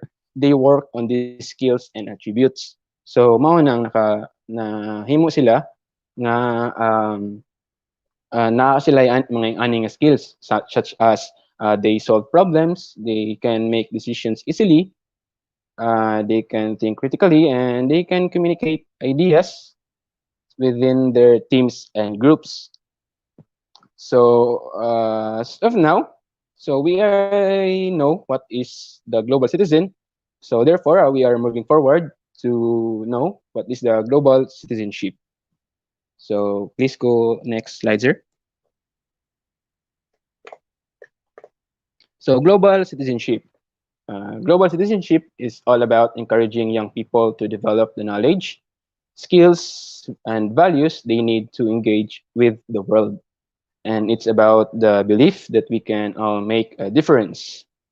So global citizenship are people from North Korea considered as global citizens. Maximales Alberto Jesus. Same name. So are people from North Korea considered as global citizens? So kinsa may nangaadtog North Korea? Without to be practical lang, wa ko kabaw sa judan ang mga tao sa North Korea. Kay wala akong search about sa North Korea and I'm very sorry for that. Kung dili na ko answer but based lang sa ako ang opinion or observation. So makaingon ko nga kanang ang mga tao sa North Korea kay yes, siguro global citizen sila kay we all know nga gidara sila or mosunod jud sila sa ilahang kuan, sa ilahang sa tawag ana inang president sa atoa sa ilaha kay dictator ba na sakto ba kung wa ko masayo. So basin siguro mo na kung ma-answer nimo kisa mo to Maximales. So the crime makers considered as global citizen. Oh, makaingon ko nga ang crime makers considered as a prison citizen. Kay crime makers good, so dili jud sila matawag nga global citizen. Kisa man ni? Buscato Joshua Lawrence. So yes, dili jud sila matawag jud. I'm very sorry for that. Based on experience, Charles. So, yes, dili jud kay kana wala man sila dili man sila yes mo appeal sila sa mga program sa community. Unsa man nga program? Ang pagpangawat, ang pagpatay, ang drugs. Oh, mo na. So basin sakto sa gana sa gay di was ko nang naalala. So what future should the global citizen have? Noel Gonzaga Jr. Surely oh, so mauni sila ang mga futures. A global citizen must have those they must have they must be flexible, creative, and proactive. And also, motto, katong akong gingon ganiya nga maka-solve sila problems, make decisions, maka-think critically, maka-communicate ideas effectively through their groups or teams. So Joshua Vince Dicken, if you are a global citizen, does it means that you're a good person? Sakto na. Sakto na Joshua Vince Dicken. Salamat na. Yes, makaingon ko. Nga sakto na nga if you are a global citizen, makaingon ko nga good person ka, but it depends on how do you define good person. So para nako good person siya pero basin nimo lahi ang imong pagkuan sa good person, lahi imong definition sa good person. So basin sa nimo para nimo dili, pero if you are asking for my opinion lang, yes. So Clint Fontonial, what does global citizenship looks like in and through education as well as outside of education? Tubago na nako. Wala pa man ta mag-start pa man ta sa global citizenship sa. So mapalayon ko. Global citizenship is also about the shared values and shared responsibility.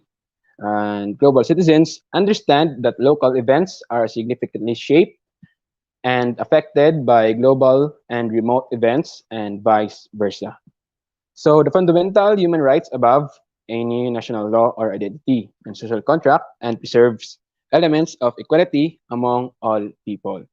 So karon atong kuan nga ang global citizenship kay dili jud siya the same sa globalization, since the globalization kay makaingon sad ta nga same sila sa, pero ang nakalahi ani kay ang globalization is the process by which organization develop international influence or operate on an international scale, and they operate and flows the product, capital, people, and information. So global citizenship, on the other hand, is driven by mainly identity and values. So global citizens build bridges, dili bridge nga bridge sa kanang tulay ha, saksakan. They build connections and mitigate risk and safeguard on humanity. While globalization is under the debate today, so that's why we have never needed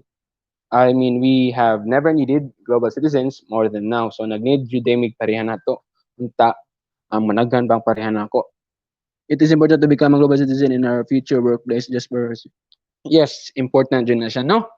Just for yes, since we are going to another country. So yes, important good nga we are global. Dili kay para nako dili para nato and para sa para nako para nato sad para maglikay ta sa misunderstandings, maglikay ta sa gubot. Kung kamo ganahan mo gubot, ayaw lang mo pag global citizen, pagpuksingero mo. Earl Labastas, it is important to be a glow ay gansiran day. Charot. So proceed to Sir Jah, defining so characteristics. There are some characteristics of global citizenship, and these are the example. And the example is that self-awareness and awareness of others. So awareness of, I mean, self-awareness also enables students to identify with the universalities of the human experience.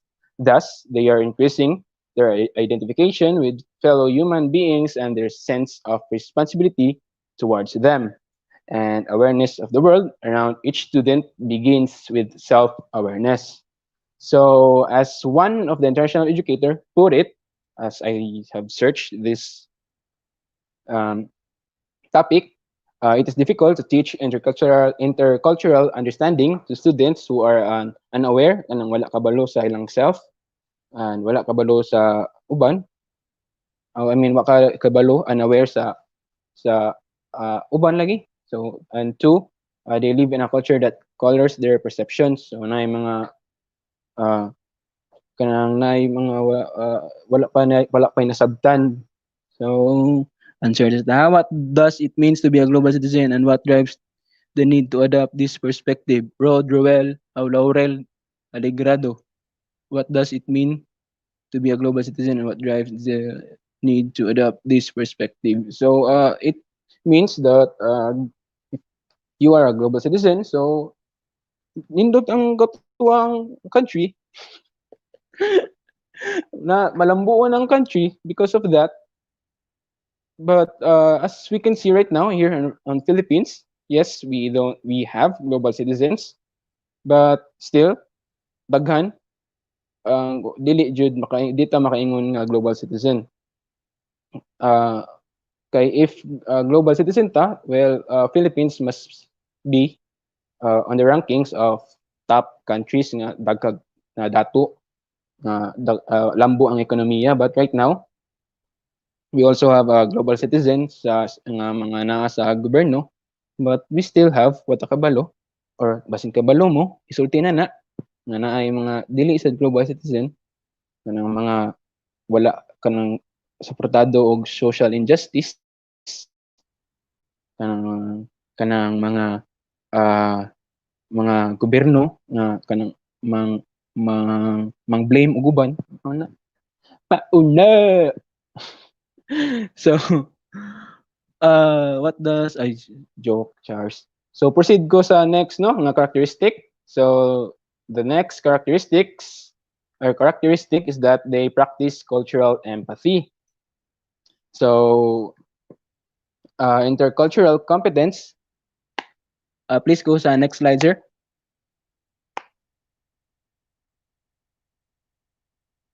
Yes, thank you, sir. So global citizenship.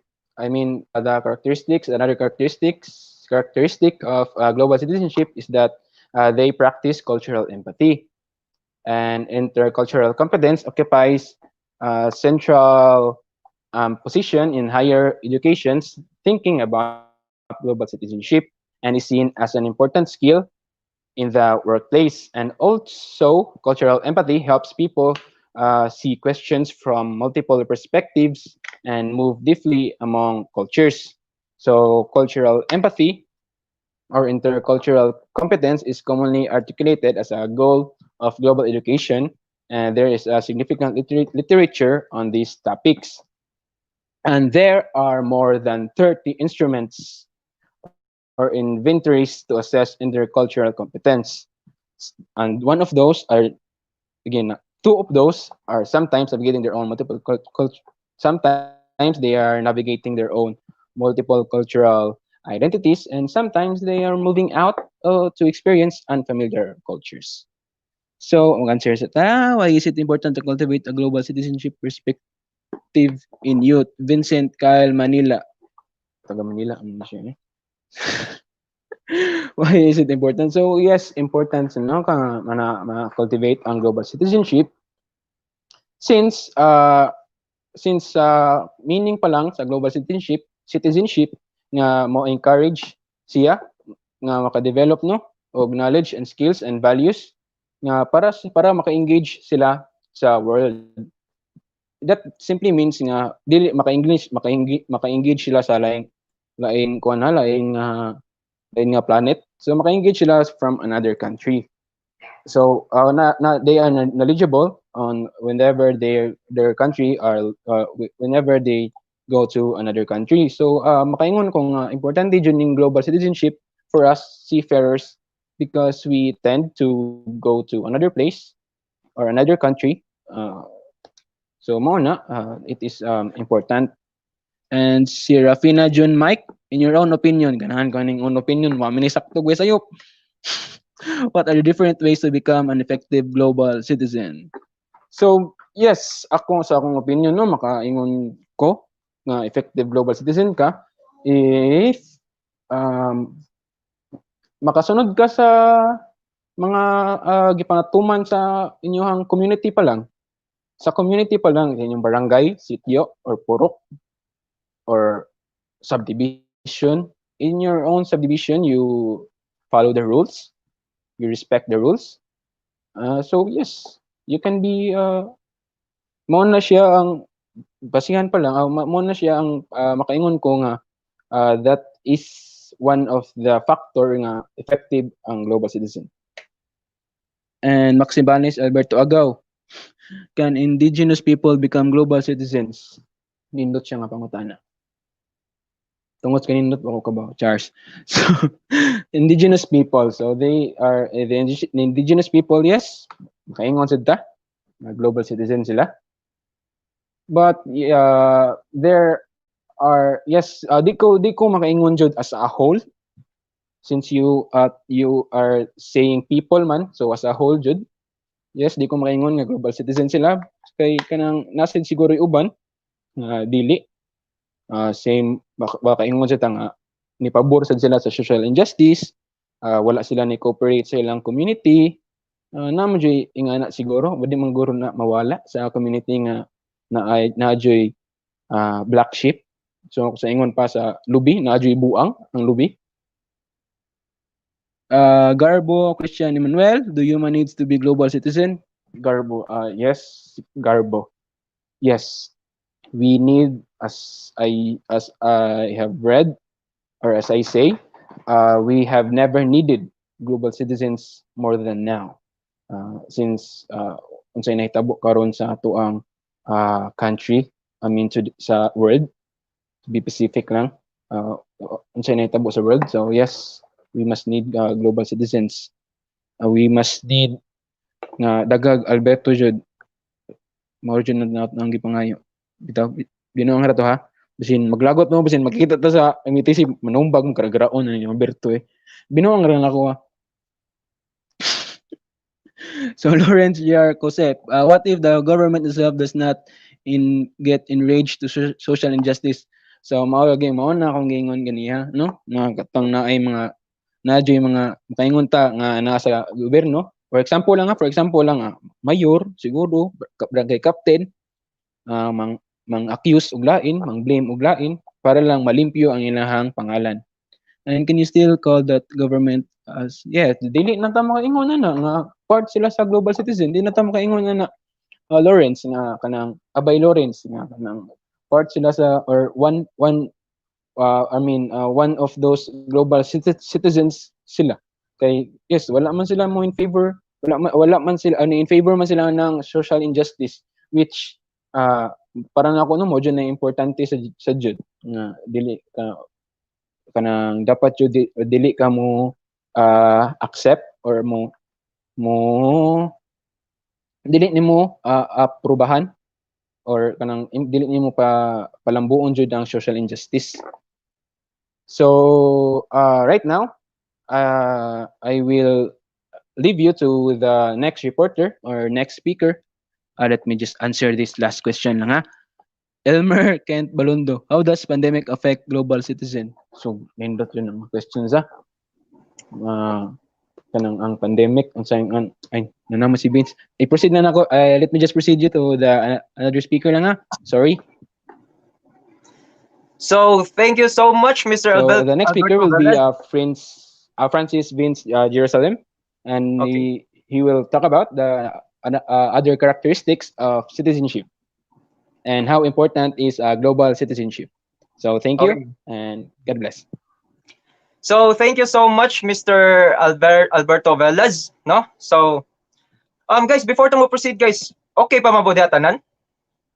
Naa ba'y ganahan mo duwa og ML or mo bebe time? Comment lang no, yes?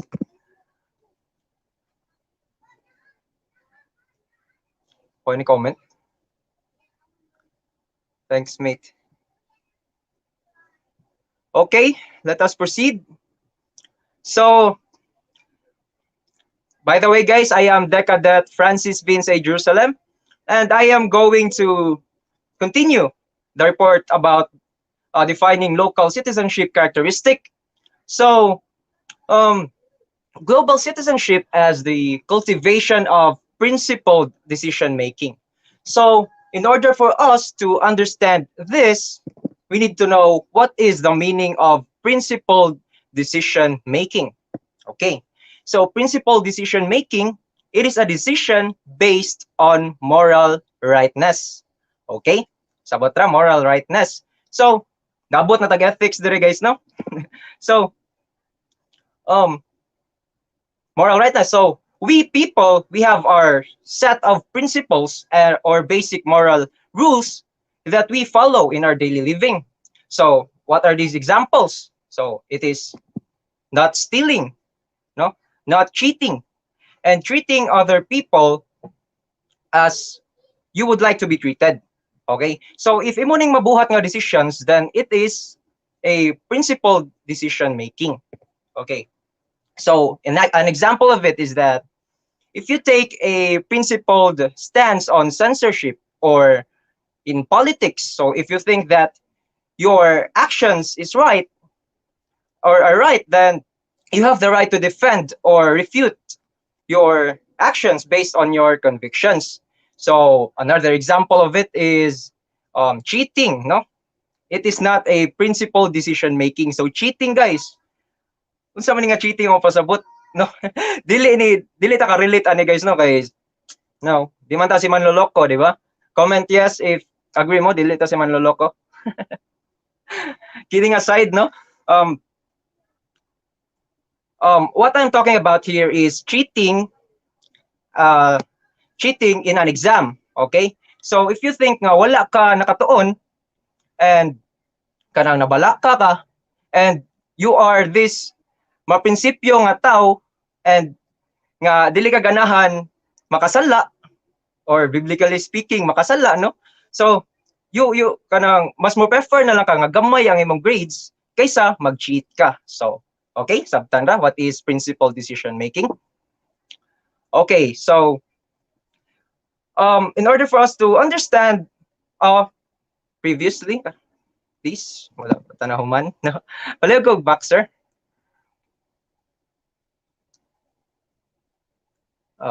Okay, so global citizenship as the cultivation of principled decision making. So it is encouraging us, the youth or the people, to enhance our decision making based on what is morally right. Okay, nasabtan na. So global citizenship entails an awareness of the interdependence of individuals and systems and the sense of responsibility that follows from it. So what is meant by this one? So we people, we are responsible in our own actions and decisions in life.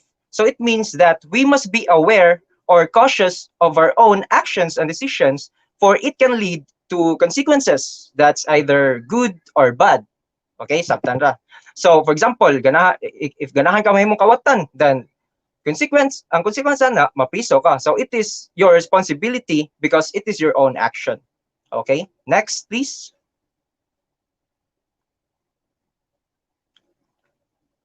Okay, so according to Altinay 2010, navigating the treacherous waters of our epic interdependence. So, unsa may pasabot ani?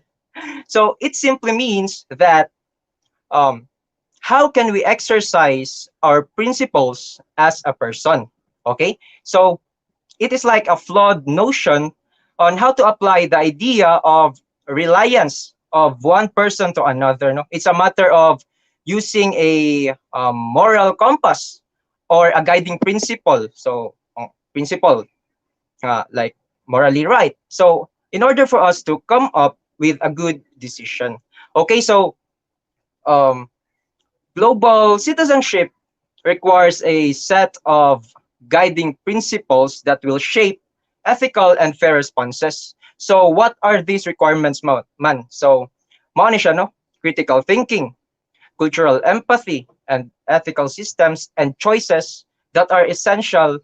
So mao ni siya ang mga essential foundation to achieve our principled decision making. So it is not said that um kailangan ato jud ning i-force, no, nga buhaton jud ni siya, no, but what is meant for this is that we are responsible for our own actions, and then kanang we should exercise our principles nga dapat sakto siya. Okay, so next slide please. So let us proceed. So global citizenship as participation in the social and political life of one's community. Okay. So actually, guys, there are many different types of communities, no? From the local to global community, and from religious to political groups. Okay. So global citizens feel a connection to their communities and translate that sense of connection into participation. So I'll give you an example, no, para ato ni masabtan, guys. One example of it is natural disasters or calamities. Okay, like in the Philippines, or katulang bag-o nga bagyo nga ni Agi, bagyong Ulysses. Okay, so we know that we feel that connection among the Filipino people and natay empathy towards nila and daluoy ta and or makarelate ta kas nabagyuhan sad ta, and we shared the same experiences.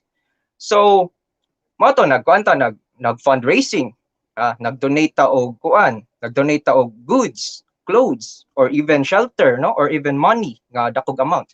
So or another example, katong ni trending katong kuan, katong bata nga nag-online class siya, no, sa kuan sa Pisonet. So naka-feel man ta ato, no, nga sa atong kapobre nga naka-feel ta nga kanang ganahan kamo tabang, so we did fundraising. Okay, so shout out sa mga ni-donate ato, no. God bless you all. Okay, so next we have participation can take the form of making responsible personal choices. So please, guys, always remember that your actions and decisions are your responsibility. So example of it is ikaw, member ka og fraternity or a group of people sharing a common interest or goal or profession, and then you need to help others, or you want to help others who are in need. So you're responsible for it. So God bless you if you're in the situation. Okay, but on the other hand, if ganahan ka mahimong gang member, no, or an organized group of criminals, no, so imuha na siyang kanang imuha na siyang own actions, no, or decisions in life, which is naa sa siya consequences, and you are responsible for it. Okay, sabtan na guys. So next slide, please. Before I'll proceed, okay, back lang sa palihog, sir. So actually, guys, there are more examples of participation, guys, no, in the social and political life of one's community, guys. So one examples are voting. No, voting. We should engage in these actions. Voting, volunteering. No, we have advocacy. We have political activism. Okay, so also, guys, we are not obliged, but we have the right to participate in the issues of our environment, or yes, in our environment, such as poverty, trade and economy, okay, health and human rights. Okay, how does local citizenship? Oh, okay. So let me just proceed. Okay, how is local citizenship related to politics. So actually, guys, now local citizenship is the gonna ni chat na. So how is local citizenship related to politics? Actually, guys, no, na choke jugo, guys, because I have a lot of ideas in my mind and I can just comprehend it well.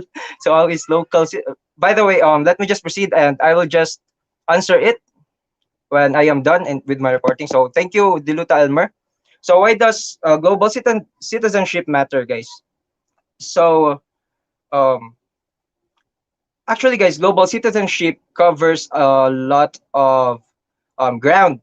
So it is useful to consider the term global citizenship as shorthand for the habits of mind and complex learning associated with global education. So why does global citizenship matter? Okay, first, um, a focus on global citizenship puts on why internationalism is central to a quality education and emphasizes that internationalism is a means and not an end. So by the way, guys, this internationalization, it is not what broad internationalization means. So it talks about the internationalization of our education or higher education. So um, the definition of internationalization of education, it refers to the process of integrating an international or intercultural aspect into the teaching, research, and service functions of internationalization, guys. So um, actually, internationalization, it can enhance the core areas of the university's activity. So in what way, man? So in teaching, so in research and social engagement, guys. If only this internationalization is applied well or properly in the university itself, then um, internationalization is not an end in itself. So according to Mamrick 1999, guys, internationalization is the preparation of people to function in an increasingly international and cultural relevant and diverse environment. So it means that we students have the right to share or to allow collaborative exchange of ideas with our fellow people. Okay, so second, we have the benefits of encouraging students to consider their responsibilities to their communities and to the world redound to them, institutions and society. So um, since global citizenship is all about encouraging young people to develop the knowledge or skills and values that they need to engage in the world. So it is all about um, making a difference. No, it's like innovating or making some innovations or inventions that can make our world unite. Okay, so next slide, please.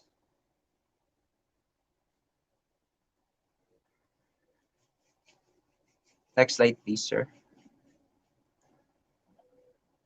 Okay, so why does global citizenship matter? So according to Altinay, again, 2010, so a university education which does not provide effective tools and forums for students to think through their responsibilities and rights as one of the several billions of the planet Earth, and along the way develop their moral compass would be a failure. So to just to make it clear, guys, to you, if ever nga wala mo kasabot ani nga linya ni Altinay 2010. So certain schools, it means that certain schools or universities are in charge to make it clear to the students how important their roles are as global citizens. So they must be aware that by a guiding principle to make glaring decision to impact the world positively. Okay, so what is the role of, since before I proceed, I'll just answer this question, guys. What is the role of local citizen in our society? So the role of one of the role of, oh no, nawala na. So what's the, what is the roles what is the role of of local citizen in our society, guys? So the role of local citizen, in my own opinion lang, so local citizen in our society is that we need to learn the rules and laws of our um, nation itself, kung asa ta na belong, because it is very important, guys, because you cannot respect others culture or others ideas or cultures if wala ka respeto mismo sa imong own nga um, rules or laws. Okay, next please.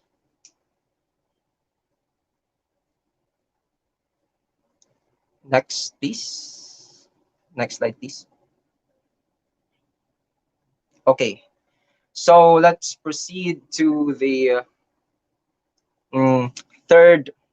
What is okay, what is the main point? Why does global citizenship matter? Okay, so why does global citizenship matter, guys? Because kay ba man ta sa atong self no, we all know that what is right and what is wrong. So it is right to respect others culture, others ideas or opinions. It is right because um we have different perspectives, my God, as a culture, as a diverse culture. So in order for us to avoid quarrels and to avoid misunderstandings towards different nationalities or stuffs, it is very important why global citizenship matter, guys. So next, why does global citizenship matter? So third, the concept of uh, global citizenship creates conceptual and practical connections rather than um, cleavages. So pasabot ani, guys, is it creates a global citizenship creates practical connections because global citizenship encourages individuals to think analytically and critically about what is practical and just. Okay, so for example, um, naay bati nga mahitabo. So um, instead of kanang imong tagaan og barrier ang mga tao, or you are kanang isolating them, why not make a a plan, no, to make the world unite? So instead of kanang imong ibuwag ang mga tao, why not make a solution to the problem? Okay, so the characteristics that human beings share are balanced against the differences that are so conspicuous. So actually, guys, we have traits that we share in common as a global citizen. So if global citizen ta, guys, ang ato ang una-naon, guys, we people are equal. So walay superior and walay inferior. Although ang ideology in our reality kay naa jud, because there are first world country, there are second world country, third world country, or to the poor na jud, maabot na jud sa kan. And but a good global citizen would think nga we people are equal in rights, equal in all aspect of our lives. So next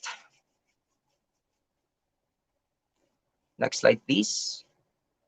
So in conclusion, guys, no, some students will choose not to accept the responsibility to for the fate of others. So di na dawat ang fate sa uban sa ilang kapwa tao, and some are kanang madawat nila nga naay inequality sa atong world. But because of this, global citizenship provides a concept that can create bridges between the work of internationalization and multicultural education. So an example of it, guys, is that in our education, so sa MTC, di ba, makita taog kanang mga Nigerian before. I don't know karon if na pa. So we are open to um we're open to kanang different cultures and different nationalities. So that's why global citizenship is very important, guys, because it provides a concept that can create bridges between the work of internationalization and multicultural education. So lastly, no, global citizenship paves the way for the enactment of equal education opportunities for all students, guys. So actually, there are a lot of kanang universities that have high standards, guys. But like for example, in Harvard University, so not all of the students kanang makasulod ana ang akuan. But wala na ilabot ang global citizenship ana because it is depende na sa kakugi sa tao. If you want to enter in the Harvard University, then you need to work for it. Okay, the concept is that the global citizenship or the internationalization itself kay kanang ni-allow sa mga tao nga mo take og cultural education in every countries or in a certain country. So mo to siya, guys, no. So even though nga we have different race, ethnic, or social classes, guys. So global citizenship provides a concept that can create bridges among the people or to all the people, guys. So that's all for my report, and I hope you understand, no, sa report. So before we will end, we will call our is an important critical self-awareness. So guys, asa na to ang uban, guys? So critical self-awareness is an important capacity to build. So how do you do this through year teachings, through year teachings and interactions with students. So critical self-awareness, guys, it Ay, kani siya kay since ay, we dali mo. people we are very Dali. since we are responsible for our action. So we need to open up our mind, or we need to allow collaborative exchange of ideas to our students, guys, because kanang dili man permanente gani nga kanang kita mo'y perme sakto kaya big kanang maestro ta, or kita mo'y perme sakto kaya big naatay mas naabot ta ka sa ato mga students. So it just mean nga kailangan ta nga mahimong open-minded sa mga possibility um because based on my experience, guys, being in a collaborative learning, guys, with my fellow mates, it is very kanang dako kay siya advantage, guys, because you have your own knowledge that you can share with them. At the same time, pwede sad ka makagain og knowledge nga gikan sa ila. So thank you. Do you agree about global citizenship as self-awareness and awareness of others? Yes, of course. I agree, Mr. Joseph Ferdinand C. Bacalsog. Yes. In order for us to ako sa tong tabago na. So in order for us to become a global citizenship, then you must be aware of the happenings in your surroundings. You must be aware of the culture of the others. Like for example, madto ka sa madto ka sa America or madto ka sa something sa to dapita nga if mo thumbs up sila, it is very inappropriate. So it will create a conflict nya. Lisod ra ba if dili ka taga didto, no? Nya mapiso lang ka kay tungod sa imong binuhatan. So does global citizenship really matter? Yes, of course, Mr. Rojo Carl Axel. Global citizenship really matter because like what I have said, if you are conscious in your surroundings, then you can avoid kanang misunderstandings towards any nationalities, no, nga imuhang ma-encounter. It is very important, guys, guys, labi na nga magsiman tapohon. Like it is very important that we need to know the culture of the other of our fellow crewmates, no? Like for example, kanang mga Indians ingana, like makasugat ang mga ingana, no? So it is very important jud nga mahimo tang global citizen because we should be kanang sa tawag na we should be open-minded and you can question to all. Okay. So according to our, so if you have questions, guys, please state the name of the speaker, and we will answer your questions. Thank you. Thank you.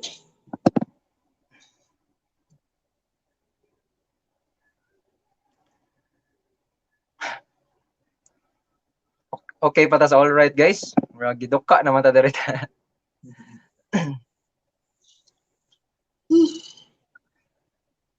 Murag So, ganahan na jud kini sila magbe-bed time da. Ganahan na kini sila magbe-bed time og magduwag Mobile Legends, no? Or daghan na jud siguro kayo buhatonon pa nga buhatonon. So guys, if you have questions guys nga or wala na tubag inyong mga pangutana pag ganiha lang no, so please. So we will entertain. Thank you.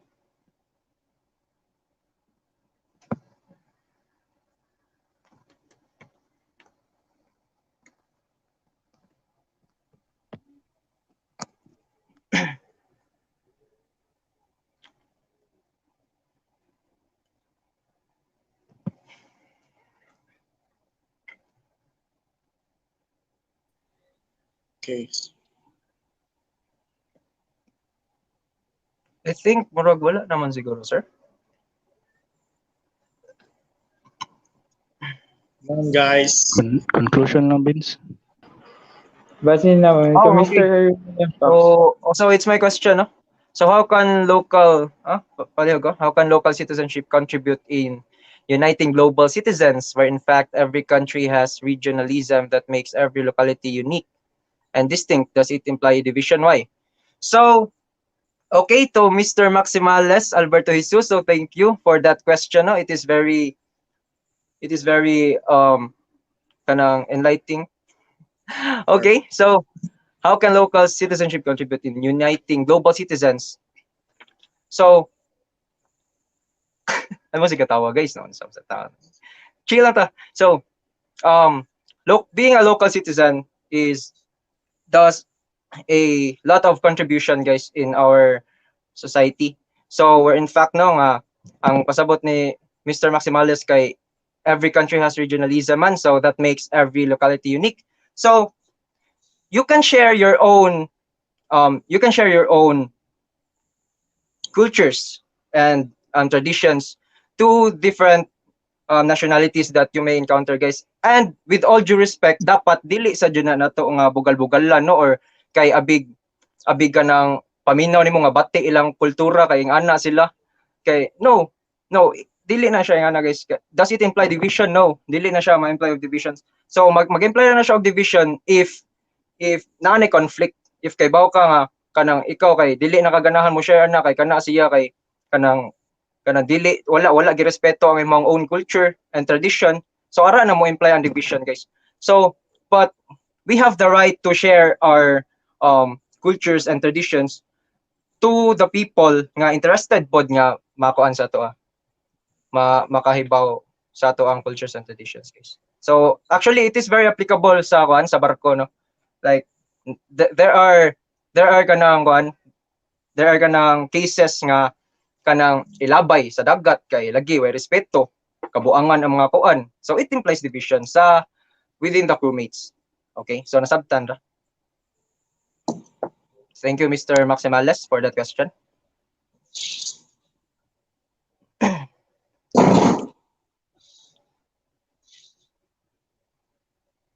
Next question.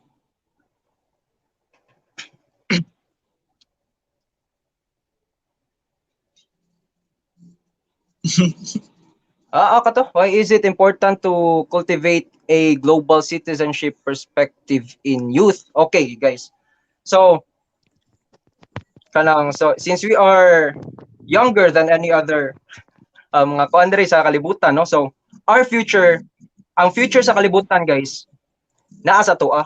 So, it is very important to know what are the kanang mga buhatonon nga sakto og sasayop. Okay?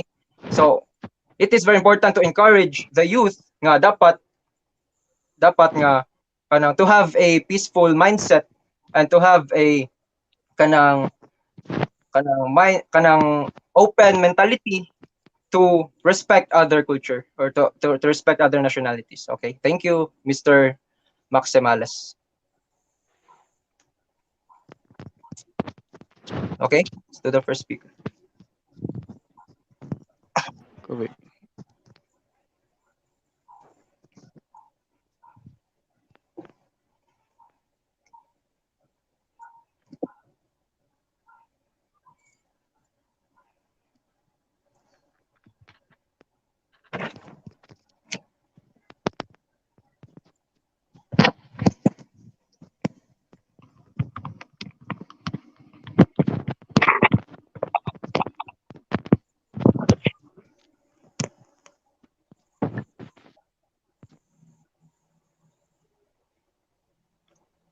Do the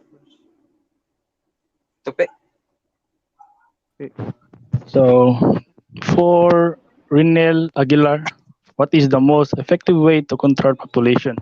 So, for me, no, kay, the effective way to control population is to give education to every citizen. Why? Because education is so powerful. Because if we have a knowledge about the sex education, how to control birth, how to control population, then we can easily control the population. That is my way of thinking. And also use contraceptive. If you have knowledge, then you can use contraceptive. Thank you for that question, Aguilar.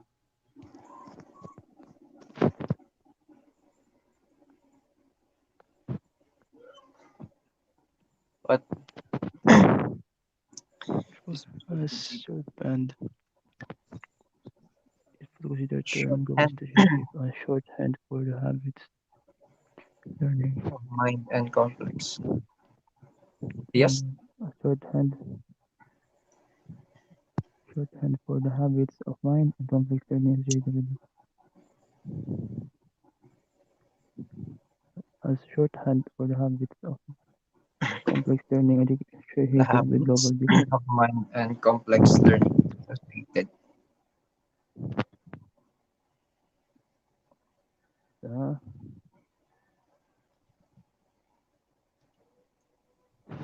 Well, yung imong pangutana, Joseph Ferdinand Bacalso,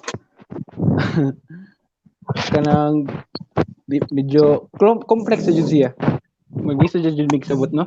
Pero base ikaw Vince, para nimo Vince sa imong nasabtan ani nga pangutana. Actually, libog sa dyan siya sabton guys, no? Because we are actually if in layman's term lang dyan siya guys, like pwede mo mamangutana in Bisaya na siguro or in any form of one, like we can because it is very technical magud and we can comprehend it Bitaw. wisely. Kusay. Pwede man ito magbisaya. So please.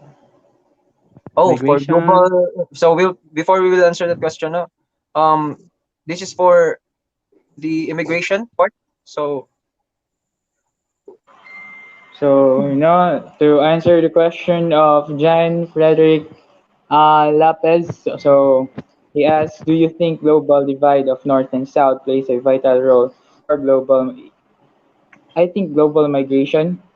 So, siguro, no, like, for example, in the global North, kay mas dako man dito ang kwan, mas dako man dito ang opportunities kaysa sa global South. So, maybe yes. Yes, there are some part na kanang yes and no kay naman sa part na negative effects kay sa migration. So that's all.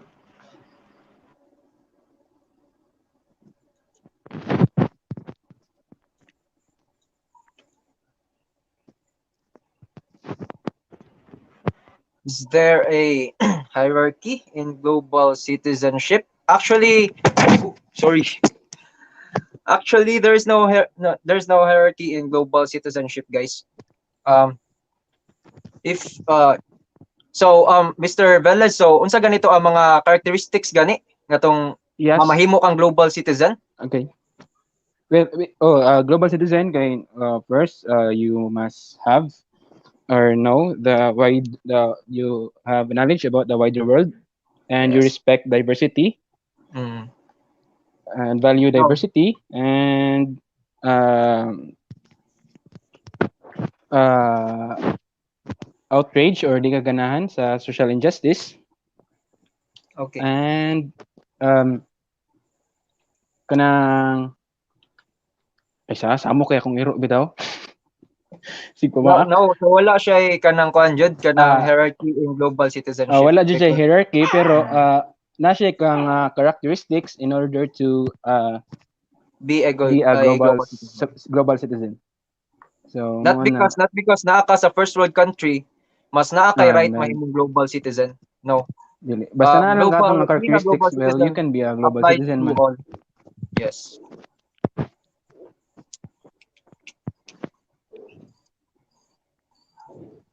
What is the role of global citizenship in globalization? Yes, as I said ganiha, wala ra sila kanang comparison o kanang nasa like comparison ba? So wala ra dili ra connect ang globalization sa global citizenship. So ang globalization kay mag-process sa economy, I mean sa product, sa money, while ang global citizenship kay mag-flow, ang flow niya uh, the kung ako masayop kay ang um, diversity ba siguro to? Kung ako masayop. So aside from it, guys, no. Again, the question. Can you please show the question? So the role of global citizenship in globalization, guys. So actually, guys, globalization it talks about the economy, while global citizenship talks about the values of a person of a certain nationality. Nga dapat nga kanang you need to respect or you need to know what is right from wrong.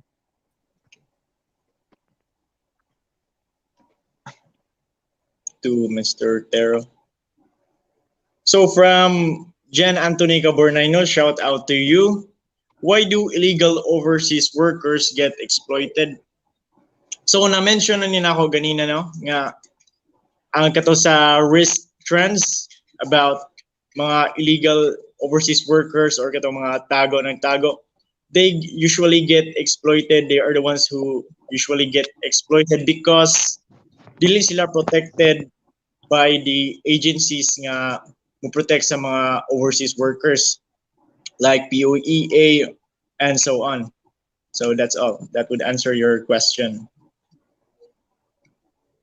So guys, last question na nanda kay kanang it's getting late na pod. Yeah, mga tuog na ta guys. Mga mamahuway yung pod da. Tuog eh. So let's go. Last question lang. Okay. Elmer Kent Balondo. Para nako judawa, how does pandemic affect global citizen? So mo man nangutanan mo siguro ni kani ha? Yes, pandemic. Sa pandemic na to karon, maka-ari jud nato maka-ari jud ta makaingon sa nga kanang global citizen jud ka kay kanang ang pag ang same lang kanang ang biggest example na jud na kuan ni kay ang social injustice lang jud nga katong i-blame lang ang uban, And aside from that, Mr. i-blame Velez, sa uban. okay. Yes, sige Vince. Sige, aside from that, kanang dili jud siya wala jud siya naapektuhan ng being a global citizen. Kay kanang dili jud kay siya dako nga apektado because we know what is right from wrong. And then but ang dako nga apektado ani ang globalization, guys, especially in our economy because kanang sa ato ang kuan karon pandemic kanang grabe jud ang pag-ubos sa atong economy. So yeah. And because of that, guys, kanang actually yes makakuha no makaapekto sa jud siya pero dili jud kayo grabe. Like for example kanang maabot ka sa point nga wala kay makaon and then kanang makuan ka kanang mangawat na lang ka. So Mangawat na lang ka. mangawat na lang ka. It affects your global citizenship or being a global citizen. Or So, mo to. specifically So, makaapekto siya sa imong decision making, principal decision making. Okay, thank you. So as last question, guys, because we will going to wrap up. So from Cedric Ace Calibo, guys, shout out. So as a future seafarer, how can you be good a good global citizen? So no, kita makaagi man jud ani, so it is very relatable to us. So syempre naa man jud na yung mga kuan kanang sa kuan pa lang daan while estudyante pa lang ta. So we must learn how to respect our own culture. For example, in the Philippines, so kita like naay mga born again, naay mga Christian or naay mga Muslim, naay mga sungog-sungogon og magtuwad-tuwad no magampo. So it can sa karon pa lang we will start now nga we will enhance our practice nga mo respeto jud ta sa uban nga culture, guys, because in the kuan in the seafaring career kay di man jud ta ka predict sa mga panghitabo. So what if mahitabo din na nimo like kuanon ka because wa ka ni respeto, di ba? So it is very important, guys. So for to add on to Jerusalem answer, for me to be a good global citizen as a seafarer, you should also have a good leadership skills. Why? Because if you have a good leadership skills, makonek na siya sa lain, like na kay respect, you know how to handle people, diba? You know how to respect the other religion or other races. And if you know how to respect other religion, other races, then you can be a global citizen. That is one of the aspect of global citizen. Okay. Wrap up na. Any question? Yeah. Wrap Answer up tag na, sa wrap tagta. up. Wrap No, up. Oh, okay. Atong question tong last. No, So, like what Mr. Navaluna said na we wrap have up naman leadership daw. skills para kuan Yung tagis sa. Last na daw good to. example. So, Oh, last sige. question, yes, you need to answer it. kasi na to. So, Go Atong pop. tagis sa.